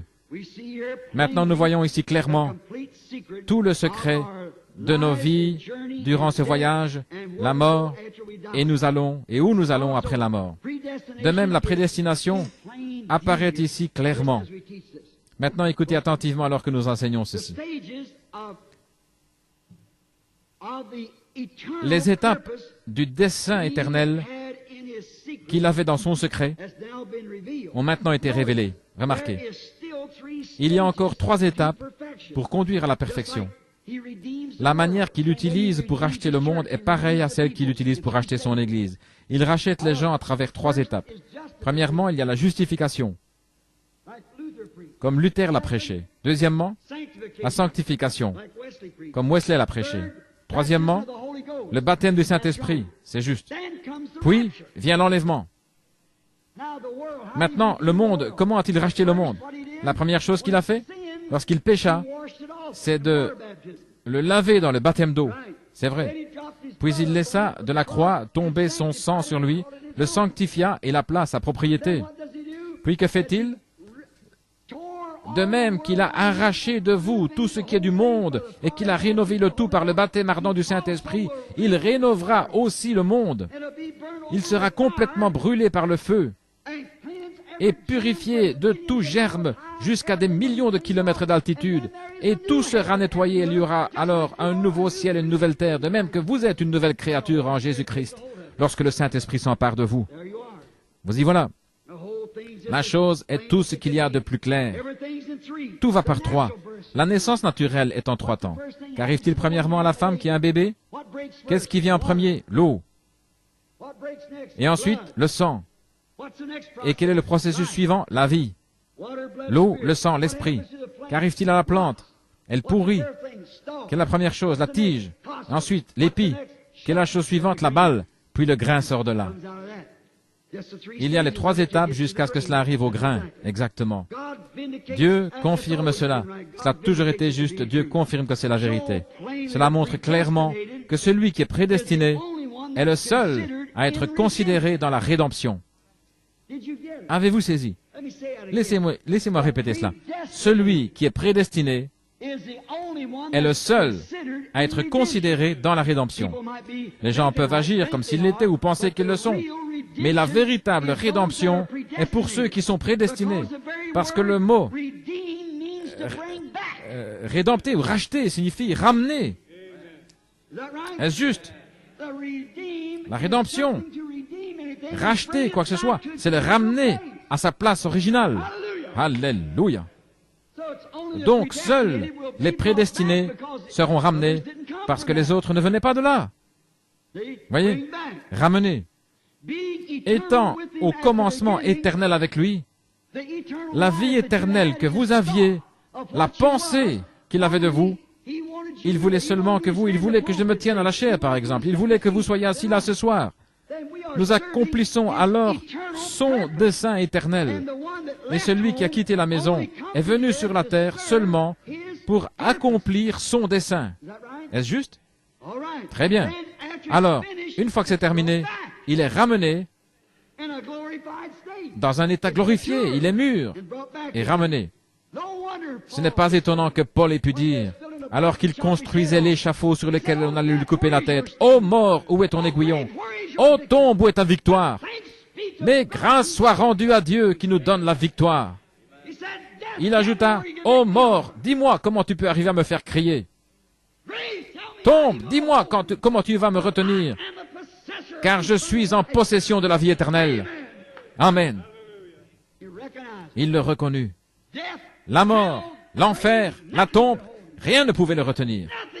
Et rien ne peut nous nuire. Nous avons la vie éternelle. Il réalisa qu'il était béni avec la vie éternelle. C'est comme une petite goutte de rosée. Si je comprends ce qui se passe, je ne m'y connais pas trop en chimie, mais il doit se trouver que le refroidissement de l'humidité ou de l'atmosphère, et lorsque la nuit devient froide et obscure, cela tombe du ciel et forme des gouttes sur le sol. C'est tombé de quelque part. Le lendemain matin, avant le lever du soleil, cette petite goutte se trouve là, toute frissonnante, mais laissez simplement le soleil se lever et regardez-la commencer à briller. Elle est heureuse. Pourquoi? Le soleil va l'appeler et la faire revenir à l'endroit d'où elle venait. Et c'est ainsi avec un chrétien. Alléluia! Nous savons, lorsque nous entrons dans la présence de Dieu, il y a quelque chose en nous qui nous dit que nous venons de quelque part et nous y retournons par cette puissance qui nous attire. La petite goutte de rosée étincelle, brille et jubile parce qu'elle sait qu'elle vient de là-haut et que ce soleil va l'y faire remonter. Et un homme qui est un attribut de Dieu, né de Dieu, il sait, alléluia, lorsqu'il entre en contact avec le Fils de Dieu, qu'un jour il sera tiré en haut et quittera cet endroit. Car si je suis élevé de la terre, j'attirerai tous les hommes à moi. Amen. Maintenant, remarquez, nous voyons Melchisédek. Et pourquoi Marie n'était pas sa mère? C'est la raison pour laquelle il l'appela femme, non pas mère. Il n'avait pas de père, car il était le Père. Le Père éternel. Les trois en un. Il n'avait pas de mère? Certainement pas. Il n'avait pas de père, car il était le Père. Comme le poète l'a dit une fois, en adressant un grand compliment à Jésus. Il a dit, « Je suis celui qui parla à Moïse dans un buisson ardent qui brûlait. Je suis le Dieu d'Abraham, l'étoile brillante du matin. Je suis l'alpha, l'oméga, le commencement et la fin. Je suis la création entière. Et Jésus est le nom. Oh, qui dites-vous que je suis? Et d'où disent-ils que je suis venu? Connais-tu mon Père? Ou peux-tu dire son nom? Alléluia. C'est le nom du Père. Oui, je suis venu au nom de mon Père. Et vous ne m'avez pas reçu. Certainement. Il est le même hier, aujourd'hui, éternellement. Et ce Melchisédek devint chair. Il se révéla comme fils de l'homme. Quand il vint en tant que prophète, il vint sous trois noms de fils. Le fils de l'homme, le fils de Dieu, le fils de David. Lorsqu'il était ici sur la terre, il était un homme pour accomplir les Écritures. Moïse a dit, « L'Éternel votre Dieu vous suscitera un prophète comme moi. » Il devait donc venir comme prophète. Il n'a jamais dit « Je suis le Fils de Dieu », mais plutôt « Je suis le Fils de l'homme ». Croyez-vous le Fils de l'homme? C'est de cela qu'il devait témoigner, parce que c'est ce qu'il était. Maintenant, il est venu sous le nom d'un autre Fils, le Fils de Dieu, l'invisible, l'Esprit. Et lorsqu'il reviendra, il sera fils de David pour s'asseoir sur son trône. Lorsqu'il était ici et qu'il fut fait chair, il fut appelé le Fils de l'homme. Or, comment se fit-il connaître au monde en tant que Fils de l'homme? Le prophète. Un jour, je racontais l'histoire de Pierre et d'André, son frère. Ils étaient pêcheurs. Et leur père, Jonas, était un grand croyant. On dit qu'un jour, il s'assit sur le bord du bateau et leur dit, « Mes fils, vous savez comment nous avons prié lorsque nous avions besoin de poissons, c'était des pêcheurs de métier. Il dit, « Nous avons fait confiance à Dieu, Jéhovah, pour vivre. Et je deviens vieux maintenant. Je ne peux pas rester beaucoup plus longtemps avec vous, mes garçons. » Et avec tous les véritables croyants, attendu le temps où ce Messie viendrait. Nous avons eu toutes sortes de faux, mais il en viendra un véritable un jour. Et il ajouta, lorsque ce Messie viendra, « Je ne veux pas, mes garçons, que vous soyez trompés. Ce Messie ne sera pas un simple théologien. Il sera un prophète. Car notre prophète Moïse, que nous suivons, il a dit, or n'importe quel juif croira son prophète. On lui a enseigné de savoir cela. Si le prophète dit quelque chose qui est juste, alors c'est la vérité. Car Dieu a dit, s'il y en a parmi vous qui soit spirituel au prophète, moi l'Éternel, je me ferai connaître à lui. Et si ce qu'il dit arrive, alors écoutez-le et craignez-le. Mais sinon, si ça n'arrive pas, alors ne le craignez aucunement. Voyez-vous, c'était donc la confirmation du prophète. Ainsi, Moïse était vraiment un prophète confirmé. Et il déclara, l'Éternel, votre Dieu, vous suscitera du milieu de vous, d'entre vos frères, un prophète comme moi. Et tous ceux qui ne l'écouteront pas seront exterminés du milieu du peuple. Il dit encore, maintenant mes enfants, écoutez. Souvenez-vous qu'en tant qu'Hébreux, nous croyons les prophètes de Dieu confirmés. Maintenant écoutez attentivement, ne le manquez pas. Et il ajouta, lorsque le Messie viendra, vous le reconnaîtrez, car il sera un Messie prophète. Cela fait 400 ans, depuis Malachie, que nous n'avons pas eu de prophète. Mais il en sera un jour, quelques années après sa mort. Son fils, André, se promenait sur la rive et il entendit un homme sauvage qui sortait du désert en disant, « Ce Messie se tient au milieu de vous en ce moment. » Ce grand aigle qui était apparu dans le désert et qui s'était envolé jusque-là dit, « Le Messie est au milieu de vous en ce moment même. » Nous ne le connaissons pas encore, mais il se tient au milieu de vous. Je le reconnaîtrai parce que je verrai un signe descendre du ciel. Un jour, il déclara, « Voici l'agneau de Dieu qui ôte le péché du monde. »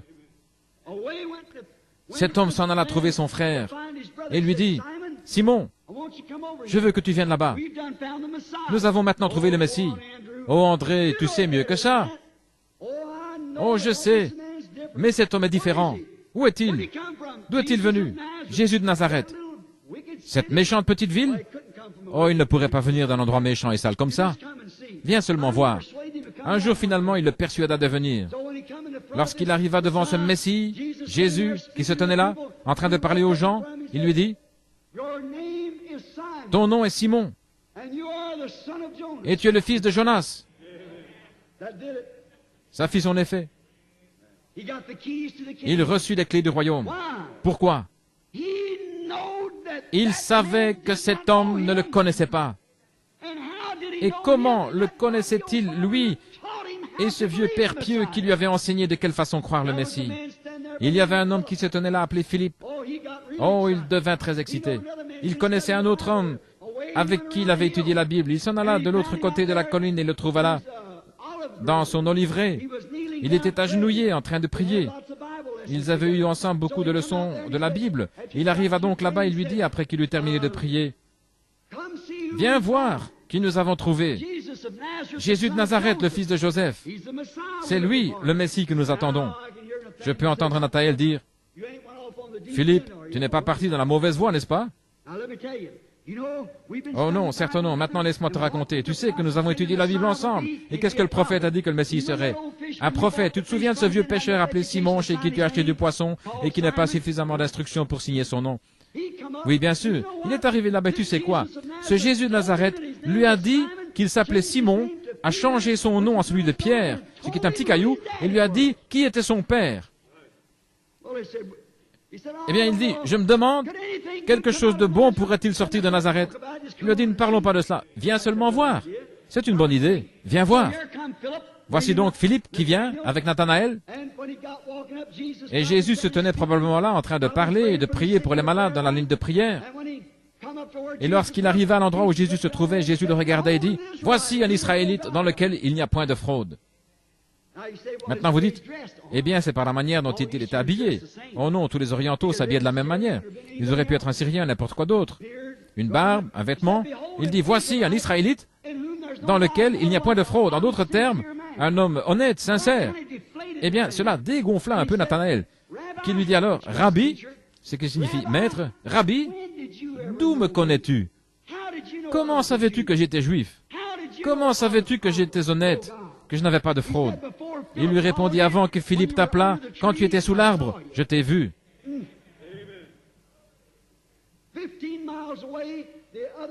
20 kilomètres plus loin, le jour précédent, à l'autre bout du pays, qu'a-t-il dit? « Rabbi, tu es le Fils de Dieu.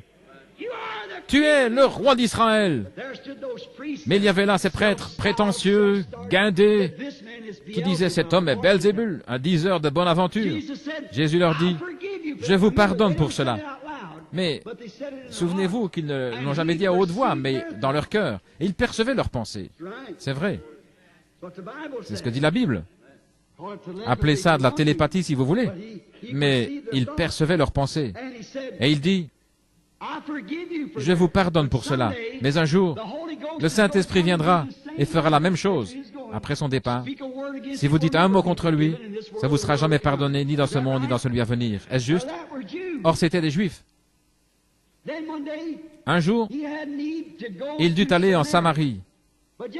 Mais avant de parler de ça, nous trouvons la femme, ou plutôt l'homme, qui, après avoir traversé la porte appelée la Belle, fut guéri.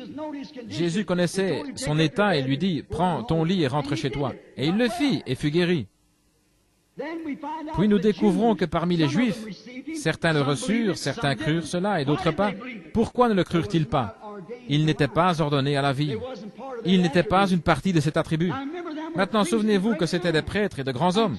Et Jésus, pensez à ces théologiens et à ces prêtres, des hommes dans la vie desquels vous ne pouviez pas trouver une seule imperfection. Jésus a dit, « Vous avez pour père le diable. » Et ce sont ces œuvres que vous faites. Si vous aviez été de Dieu, vous m'auriez cru. Si vous ne pouvez me croire, croyez aux œuvres que je fais. Elles témoignent de moi. La Bible dit que Jésus est le même hier, aujourd'hui, éternellement. Jésus a dit, « Les œuvres que je fais, celui qui croit en moi les fera aussi. » Est-ce juste? Remarquez maintenant que c'était le véritable Melchisédek. Remarquez encore, il y avait seulement 3 races de gens. Vous m'avez entendu dire que j'étais un ségrégationniste. C'est vrai, tous les chrétiens sont des ségrégationnistes. Non pas à cause d'une ségrégation de couleur, mais d'esprit. La couleur de la peau d'un homme n'a rien à voir avec lui. Il est un enfant de Dieu par naissance. Mais un chrétien, Dieu dit, « Séparez-moi, sortez du milieu d'eux. » Il est un ségrégationniste vis-à-vis de la corruption entre ce qui est juste et ce qui est faux. Mais remarquez, ils avaient alors une ségrégation raciale avec les Samaritains. Il y a seulement 3 races de gens sur la terre, si nous croyons la Bible. Et ce sont les descendants de Cam, Sem et Japhet. Ce sont les 3 fils de Noé. Nous sommes tous venus de là. C'est vrai. Cela nous ramène tous à Adam, ce qui fait de nous tous des frères. La Bible dit, « D'un seul sang, Dieu créa toutes les nations. » Nous sommes tous frères par le sang. Un homme de couleur peut donner une transfusion sanguine à un blanc ou vice-versa. L'homme blanc peut en donner au japonais, un jaune ou à l'indien, un rouge ou quoi encore. Un javanais. Il pourrait lui donner une transfusion sanguine parce que nous avons tous le même sang. La couleur de notre peau, l'endroit où nous avons vécu n'a rien à voir avec cela. Mais nous sommes séparés lorsque nous sortons du monde. De même qu'il fit sortir Israël d'Égypte. C'est à ce moment-là que nous nous séparons des choses du monde. Il y avait donc les descendants de Cam, Sem et Japhet. Et si nous avions le temps de remonter les généalogies, nous pourrions voir d'où sont venus les anglo-saxons. Il y avait le juif, Le Samaritain, qui est à moitié juif et gentil, le juif s'étant marié avec les gentils à la suite des agissements de Balaam et Moab, ils étaient samaritains et il y avait des juifs et les gens des nations. Or nous, anglo-saxons, nous n'avions rien à voir avec cela. Nous ne croyions à aucun Messie ni rien d'autre. Nous n'en attendions pas un. Nous avions été amenés après. Jésus est venu vers les siens et les siens ne l'ont pas reçu. Et il dit aux disciples, n'allez pas vers les païens, allez plutôt vers les brebis perdues d'Israël. Et il alla seulement vers les brebis perdues d'Israël. Et observez, il se manifesta en tant que fils de l'homme devant les Juifs, mais ils le rejetèrent. Les Samaritains, étant à moitié juifs et gentils, croyaient aussi et attendaient un Messie. Mais nous pas, nous étions des païens avec des massues sur le dos, adorant des idoles, nous, ceux des nations. Mais un jour, Jean 4, il dut passer par la Samarie. Sur son chemin de Jéricho, il fit donc le tour par la Samarie. Et pendant qu'il s'y rendait, il s'arrêta et s'assit sur le bord du puits d'une ville nommée Sichar. Et le puits, si vous y êtes déjà allé, forme une petite esplanade à peu près comme ceci. Il y a là une source publique où tous viennent. Et les femmes viennent le matin, prennent leur cruche, en mettent un sur la tête et un sur chaque hanche et marchent avec ça en se tenant bien droite, sans jamais renverser une goutte, tout en se parlant l'une à l'autre. Ainsi les gens viennent là. C'était environ 11 heures du matin et il envoya ses disciples dans la ville pour acheter des victuailles, de la nourriture. Et alors qu'ils étaient partis, il vint là une femme de mauvaise réputation. Nous l'appellerions aujourd'hui une femme des Lumières rouges, une prostituée. Elle avait trop de maris. Ainsi, alors que Jésus était assis là, cette femme sortit vers les 11 heures. Voyez-vous, elle ne pouvait pas venir avec les vierges lorsque celles-ci venaient le matin chercher leur eau de lavage. Elle devait attendre. Elle ne se mélangeait pas comme elles le font maintenant. Elle était marquée. Elle était donc sortie pour aller puiser de l'eau. Elle prit la corde, y fixa la cruche et commença à la laisser descendre. Elle entendit quelqu'un dire, « Femme, apporte-moi à boire. » Maintenant, souvenez-vous, c'est Melchisédek. C'est Jésus, hier, le Fils de l'homme. Elle tourna les yeux et vit un juif. Elle dit alors, « Monsieur, il n'est pas convenable qu'un juif demande quoi que ce soit à un samaritain. Je suis une femme de Samarie. Vous avez donc parlé d'une façon déplacée. Vous n'auriez pas dû me demander une telle chose. Nous ne traitons pas les uns avec les autres. » Il lui dit, « Mais si tu savais qui est celui qui t'a parlé, tu m'aurais toi-même demandé à boire. » Elle dit, « Comment vas-tu puiser? Le puits est profond, tu n'as rien pour le faire. » Il lui répondit, « L'eau que je donne, c'est de l'eau de vie jaillissant jusque dans la vie éternelle. » Il lui parla jusqu'à ce qu'il ait trouvé quelle était sa condition. Il dit alors, observez maintenant ce qu'il lui dit. « Va chercher ton mari et viens ici. » Et elle dit, « Je n'ai pas de mari. » Il lui dit, « Tu as dit la vérité, car tu en as eu 5, et celui avec lequel tu vis maintenant n'est pas ton mari. Donc, en ceci, tu as dit la vérité. » Remarquez la différence entre cette femme et cette bande de prêtres. Elle en savait davantage à propos de Dieu que tous ces prêtres ensemble. Elle dit, « Seigneur, je perçois que tu es un prophète. » Elle ajouta, « Nous n'en avons pas eu depuis 400 ans. Cependant, nous savons que le Messie va venir, et lorsqu'il sera là, c'est ce qu'il fera. » C'était le signe du Messie, car il était le Fils de l'homme. Elle dit, « C'est ce qu'il fera lorsqu'il viendra. Tu dois être son prophète. » Il dit, « Je le suis. » Personne d'autre ne pouvait dire cela. Elle laissa tomber sa cruche et courut jusqu'à la ville, en disant, « Venez voir un homme qui m'a dit ce que j'ai fait. » Ne serait-ce point le Messie lui-même? Maintenant, souvenez-vous, il a promis de faire cette même chose à la fin du temps des gentils. Les Juifs avaient eu 4000 ans pour attendre ce Messie. 4000 ans d'enseignement disant qu'il allait venir et ce qu'il ferait lorsqu'il serait là. Et ils manquèrent de le voir, ils manquèrent de le reconnaître. Et lorsqu'il se fit connaître conformément aux termes bibliques, il avait été une théophanie. Il devait ensuite chair et habita parmi eux. Ils manquèrent de le voir et appelèrent ses œuvres les œuvres du diable. Maintenant, nous avons eu 2000 ans d'enseignement, en passant après les apôtres par l'Église catholique romaine, puis de l'Église romaine à la grecque, etc., jusqu'à l'âge de Luther, de Wesley, et encore par 900 organisations différentes. Au cours du temps, ils ont eu l'enseignement de tous ces âges. Or, il a promis que juste avant que la fin des temps arrive, ce tableau de Sodome et Gomorrhe, ce qui arriva du temps de Sodome arrivera de même à la fin des temps où le Fils de l'homme se révélera de nouveau.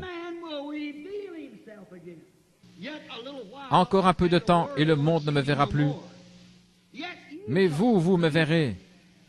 Car je, un pronom personnel, je serai avec vous et même en vous jusqu'à la consommation, la fin du monde.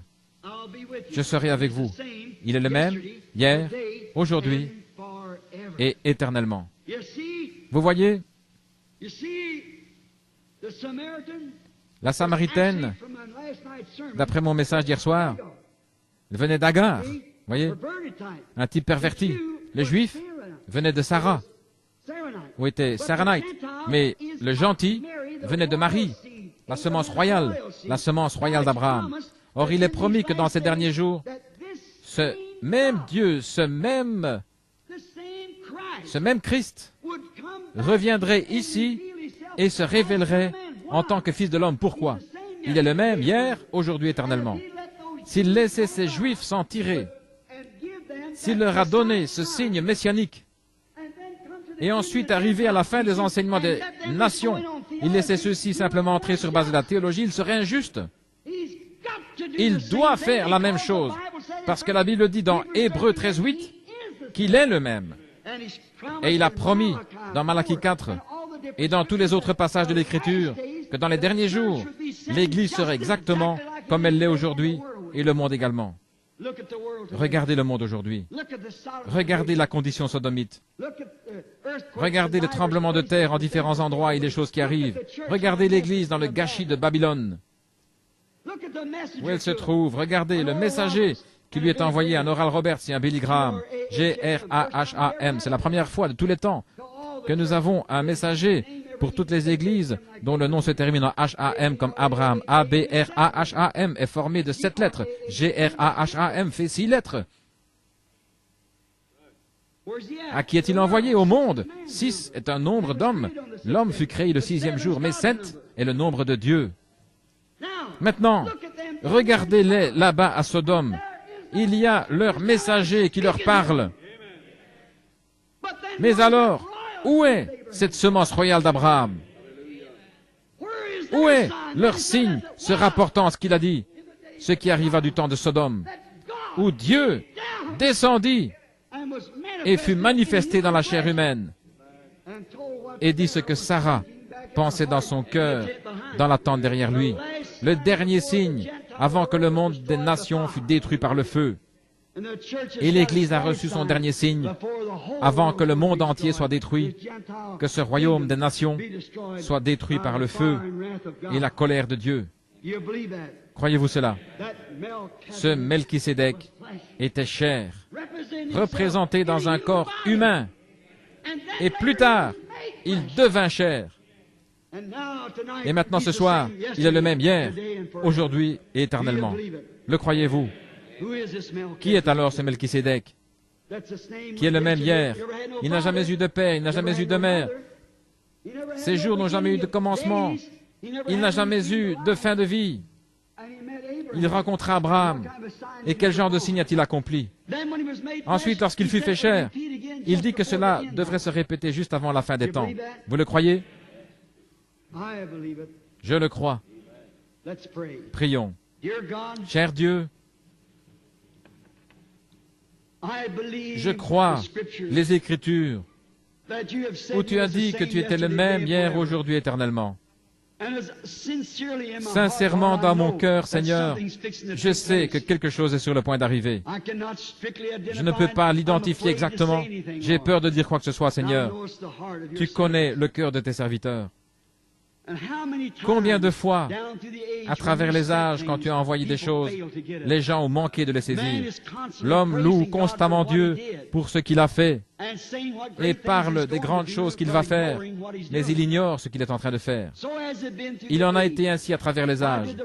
Pourquoi l'Église romaine a-t-elle manqué de voir en Saint Patrick un prophète de Dieu? Pourquoi ont-ils tué Jeanne d'Arc alors qu'elle était une prophétesse? et l'ont-ils brûlé comme une sorcière? Père, c'est toujours après coup. Tu le caches aux yeux des sages et des intelligents.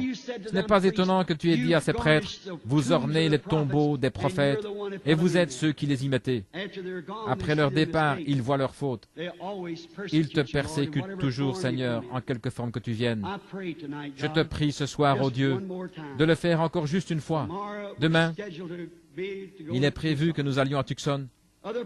Nous devons prêcher dans d'autres parties du monde et d'autres villes.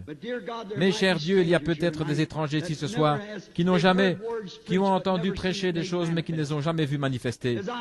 Comme je te l'ai demandé au commencement, lorsque ces disciples, Cléopas et son ami, venaient d'Emmaüs et marchaient sur la route, tu es sorti de derrière les buissons et tu as commencé à leur parler après la résurrection et à leur prêcher. Eh bien, il a dit, ô homme sans intelligence et dont le cœur est lent à croire, ne savez-vous pas que Christ devait souffrir ces choses et entrer dans sa gloire? Mais ils ne le reconnurent pourtant pas. Toute la journée, ils ont marché avec toi, sans pourtant te reconnaître. Comme la nuit tombait, ils te pressèrent d'entrer. Lorsqu'ils furent dans la petite auberge et qu'ils eurent fermé les portes, alors tu fis quelque chose de semblable à ce que tu avais fait avant ta crucifixion. Et ils reconnurent que c'était le Christ ressuscité. En quelques instants, tu étais derrière le rideau, tu avais disparu. Et coururent tout de suite et dirent aux disciples, le Seigneur est vraiment ressuscité. Père divin, je crois que tu es toujours vivant. Je sais que tu l'es. Et tu nous l'as prouvé tant de fois. Pourrais-tu le faire encore une fois pour nous, Seigneur? Si nous avons trouvé grâce à tes yeux, permets que cela arrive encore une fois. Je suis ton serviteur, et ce sont tes serviteurs ici. Tout ce que j'ai dit n'équivaudrait pas. Juste un mot de ta part aurait plus de valeur que ce que j'ai dit durant ces 5 soirs, ou dans ces 5 messages. Juste un mot de toi apporterait davantage. Ne veux-tu pas parler, Seigneur, afin que les gens sachent que je leur ai dit la vérité? Accorde-le, ô Dieu. Je le demande au nom de Jésus, cette fois encore. Amen. Maintenant, je ne vous connais pas. Je connais certaines personnes. Je connais ce garçon ici. Je connais Bill Dow qui est assis là. Voici frère Blair. Rodney Cox. C'est difficile de voir là-bas. De ce côté. En ce moment, je ne peux voir personne que je connaisse. Maintenant, combien ici savent que je leur suis étranger? Levez la main. Savent que je ne sais rien à leur sujet? Levez la main des deux côtés. Combien ici ont quelque chose qui ne va pas et à propos duquel vous savez que je ne sais rien? Voulez-vous lever la main? Maintenant, il me serait absolument et totalement impossible de savoir quoi que ce soit à votre sujet. Dans le cas contraire, cela devrait alors venir d'une révélation de l'Esprit. Et étant donné que je vous ai dit tous ces soirs et ce soir encore qu'il n'est pas mort, il est ici et il a promis de faire la même chose. Et il a aussi promis que le temps viendrait dans les derniers jours où, selon Malachie 4 et Saint Luc, il apparaîtrait de nouveau dans une forme humaine parmi son peuple et ferait la même chose, révélerait les mêmes choses, le même signe messianique. Combien savent cela? Vous, lecteurs de la Bible, qui savez que c'est vrai, dites Amen. Ils doivent être tous des lecteurs de la Bible. Maintenant, je sais que c'est étranger aux gens aujourd'hui, mais pourtant c'est la vérité. C'est la raison pour laquelle ils ne reconnurent pas Jésus de Nazareth. Ils reconnurent le credo de leur Église, mais ils ne reconnurent pas lui. Cependant, il est venu exactement comme la Bible le disait. Non pas en tant que théologien ou prêtre, il est venu en tant que prophète. Et les siens ne l'ont pas reçu. Maintenant, si Dieu garde sa parole, et s'il se trouve que cela tombe sur quelqu'un que je connais, alors je prendrai quelqu'un d'autre. Voyez-vous, je veux quelqu'un que je ne connais pas. Maintenant, je désire que vous priez. Maintenant, regardez, il y avait une fois une petite femme qui avait une infirmité. Elle avait dépensé son argent chez les médecins, ils ne pouvaient pas lui faire de bien. Et elle dit en son cœur, si je peux toucher le vêtement de cet homme, je serai guéri. Vous vous souvenez de l'histoire? Ainsi, tous essayèrent de la retenir. Mais elle se faufila à travers les gens jusqu'à ce qu'elle touche son vêtement et puis elle alla s'asseoir. Maintenant, écoutez attentivement. Et quand elle a fait ça, Jésus s'est retourné. Il a dit, qui m'a touché? Eh bien, l'apôtre Pierre, il le reprit. Il a peut-être dit quelque chose comme « Seigneur, ne dis pas une chose comme ça. Les gens croiront qu'il y a quelque chose qui ne va pas avec toi. Parce que lorsque tu leur demandes de manger ta chair et boire ton sang, ils pensent déjà que quelque chose ne va pas. Et tu dis « Qui m'a touché ?» Or toute la foule te touche. Il répondit « Oui, mais je sens qu'une vertu est sortie de moi. » C'était un toucher différent. Or tout le monde sait que la vertu, c'est la force. Je suis devenu faible. Une vertu m'a quitté. Et il parcourut l'auditoire des yeux jusqu'à ce qu'il ait découvert la petite femme. Et il lui parla de sa perte de sang. Et elle sentit dans son corps que celle-ci s'était arrêtée. Est-ce juste? Et il dit, ta foi t'a sauvé. Le mot grec pour ceci, c'est sozo, ce qui signifie sauver physiquement ou spirituellement. C'est pareil. Simplement sauver, il est votre sauveur. Maintenant, si c'était lui hier, et la façon dont il agissait pour prouver qu'il était parmi les gens, le Messie promis, et que c'est ainsi qu'il s'identifia selon la promesse de la Bible, il devrait faire la même chose maintenant. Ne devrait-il pas faire la même chose? Vous dites, l'a-t-il dit à propos de la guérison des malades? Oui. Le livre des Hébreux, la partie de la Bible que je viens de lire, dit que Jésus-Christ est maintenant notre souverain sacrificateur, qui peut être touché en ressentant nos infirmités. Combien savent que c'est la vérité? La Bible le dit. Il est maintenant le grand prêtre, qui peut être touché par le senti de nos infirmités. Alors, s'il est le même grand prêtre, qu'alors? Comment agirait-il maintenant? Il devrait agir de la même façon qu'à ce moment-là, s'il est le même souverain sacrificateur. Maintenant, il se peut, je ne suis pas votre souverain sacrificateur. Vous pourriez me toucher et ce serait exactement comme si vous touchiez votre mari, votre frère ou quelqu'un d'autre, un homme. Mais laissez votre foi le toucher et observez ce qui arrive. Maintenant, si je suis le serviteur de Dieu et que je vous ai dit la vérité, Dieu confirmera que c'est la vérité. Et cela prouvera que Jésus-Christ est vivant ce soir et qu'il se tient ici. Est-ce juste? Maintenant, ayez foi. Juste un côté à la fois. Un côté. Vous qui êtes là, ayez foi. Je ferais mieux de rester ici au microphone parce qu'ils ne peuvent pas m'entendre. Que quelqu'un lève simplement les yeux vers Dieu et dise, « Oh Dieu, cet homme ne me connaît pas. Il ne sait rien de moi. Je lui suis parfaitement inconnu. Mais laisse ma foi te toucher, Seigneur. Tu sais ce qui ne va pas chez moi, Seigneur. Tu connais tout ce qui me concerne. Tu sais qui je suis. De même que tu as su qui était Pierre, qui était Nathanaël, et ce qui n'allait pas chez la femme qui avait la perte de sang. Et cet homme me dit que tu es le même hier, aujourd'hui, éternellement. Alors, Seigneur, laisse ma foi te toucher. Et s'il fait cela, et se révèle infailliblement ici, combien parmi vous croiront en lui de tout leur cœur? S'il le fait pour au moins une ou deux ou trois personnes, comme témoignage, que Dieu vous bénisse. Maintenant, Père Dieu, ceci est totalement hors de portée de tout homme. Cela devrait être un phénomène surnaturel. Aussi, je te prie de m'aider maintenant, Seigneur. Je suis entre tes mains. Fais avec moi comme tu le juges bon. Au nom de Jésus, Amen. Maintenant, ne soyez pas nerveux. Dites simplement, humblement et respectueusement, « Seigneur, je te servirai. » Et ce sera une vérité. Si j'arrive à toucher son vêtement, alors réponds-moi à travers cet homme. Cela me prouvera que ce qu'il a dit est la vérité. Est-ce juste? Combien ont déjà vu la photographie de cette lumière? Elle se trouve partout dans le pays. La science l'a prise et examinée.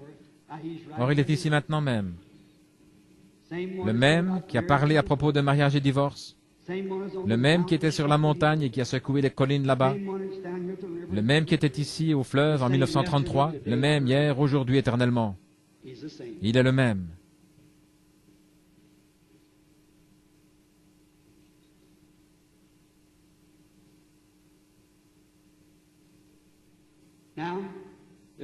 Maintenant, voici une femme. Elle reconnaît en ce moment même que quelque chose est arrivé. Cette lumière se tient juste au-dessus d'elle. Elle est assise là, elle porte cette sorte de tricot vert. Je ne connais pas cette femme. Je suppose que nous sommes étrangers l'un à l'autre. C'est vrai. Croyez-vous que Dieu, vous avez besoin de quelque chose, et vous croyez que Dieu peut me révéler quel est votre problème? Et s'il le fait, vous saurez alors que cela doit être une puissance surnaturelle, parce que je ne vous connais pas. Et cela devra venir par quelque chose de surnaturel. Cela dépend de la façon dont vous le considérez. Vous pouvez vous ranger du côté du prêtre et l'appeler le diable, vous pouvez vous ranger du côté du croyant et l'appeler Dieu. Quoi que ce soit, c'est de là que viendra votre récompense. Si Dieu me révèle quel est votre problème, l'accepterez-vous comme votre expiation pour ce problème? Je ne sais pas quel est le problème. Mais je sais, et vous savez que quelque chose est en train de se passer. Maintenant, laissez-moi vous dire comment vous vous sentez alors que vous saurez. Il y a une sensation de chaleur vraiment douce, confortable. Je suis en train de la regarder maintenant. C'est cette lumière ambre qui se tient près de cette femme. Et cette dame souffre d'ennui d'estomac. C'est une sorte de grosseur dans son estomac. Elle n'est pas d'ici. Non. Vous venez de loin, n'est-ce pas? C'est juste. Vous venez du Wisconsin. Est-ce juste? Bien sûr. Maintenant, vous êtes guéri. Votre foi vous a guéri. Maintenant, dites-moi, qui la femme a-t-elle touché? Je suis à 20 mètres d'elle. Elle a touché Jésus-Christ, le souverain sacrificateur. Le croyez-vous? Je regarde maintenant une femme à qui j'ai parlé. Cette femme, je la regarde parce qu'elle est en train de prier si fort pour un homme. Elle m'a dit qu'elle avait un homme. Elle ne m'a jamais rien dit à ce sujet, mais son nom est Madame Waldrop. Elle vient de Phoenix. Elle fut ressuscitée des morts. Son médecin est venu avec les radiographies et a montré le cancer du cœur. Elle est morte dans la ligne de prière. Cela fait combien de temps, Madame Waldrop? 18 ans. Et elle est assise là ce soir, un témoignage vivant. Ces médecins sont venus à la réunion en amenant. Ils ont dit, comment cette femme peut-elle vivre? Mais la voilà. Il n'y a aucun signe de cela. Elle a amené quelqu'un et elle est en train de prier pour lui. Maintenant, il est en train de mourir du diabète. Maintenant, ça je le savais. Mais étant donné que vous êtes en train de prier, vous savez, je ne sais pas qui c'est, Madame Waldrop. Il vient de Missouri et il s'appelle M. Cooper. C'est juste. Maintenant, vous croyez? Vous pouvez retourner chez vous et être guéri. Cela dépend de vous si vous le croyez. Voici une femme. Et elle souffre d'asthme. Elle a des complications. Elle n'est pas d'ici, elle est assise là-bas dans la foule, là, dans cette direction. Elle n'est pas d'ici, elle vient de Géorgie. Mademoiselle McKinney, croyez-vous de tout votre cœur et croyez-vous que Dieu va vous guérir? Levez-vous si vous m'êtes étrangère et que c'est vrai. Jésus-Christ vous a guéri. Croyez-vous? Derrière moi, il y a un homme assis. Il est en train de contacter Dieu. Et ce qu'il veut, il a un bébé qui souffre du cœur. Et ce bébé a un souffle au cœur, selon le médecin. Et le nom de cet homme, c'est M. Cox. Levez-vous, M. Cox. Et il dit à Sarah ce qu'elle pensait derrière lui. Juste à côté de lui, de l'autre côté du couloir, un petit peu plus en arrière, se trouve un homme qui n'est pas d'ici, mais qui vient du Nouveau-Mexique. Je ne l'ai jamais vu de ma vie. Je suis en train de le regarder maintenant. Il est derrière moi. Il vient du Nouveau-Mexique. Et cet homme est préoccupé par le cas d'une fillette. Elle a quelque chose qui ne va pas dans la bouche.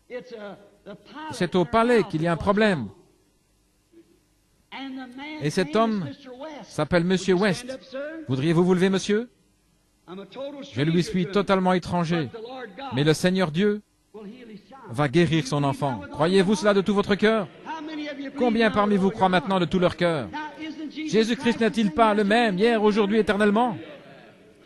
L'acceptez-vous maintenant comme votre sauveur? Levez la main. Croyez-vous en lui comme votre guérisseur?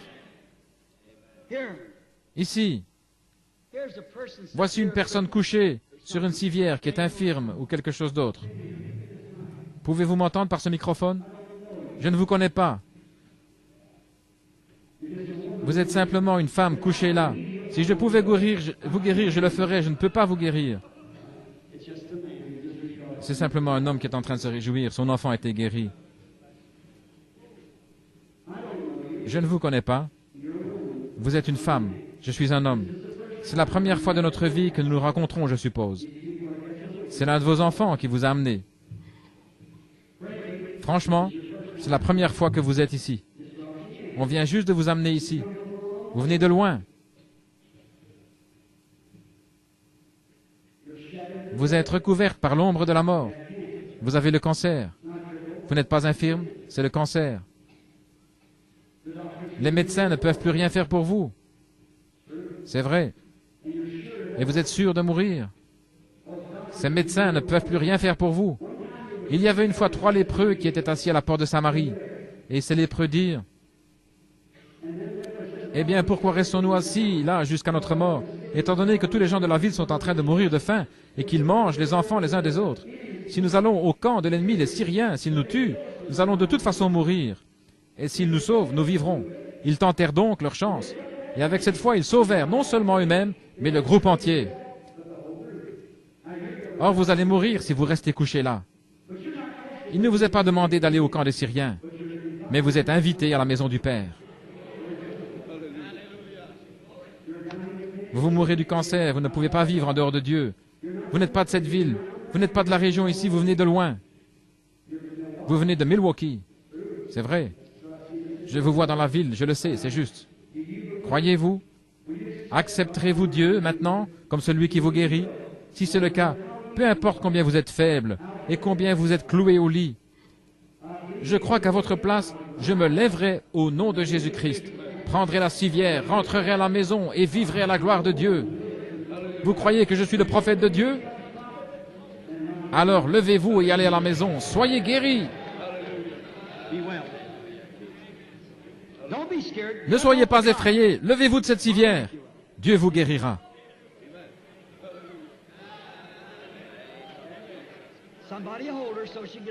Que quelqu'un la tienne afin qu'elle puisse se lever et recevoir de la force. Croyez-vous Dieu?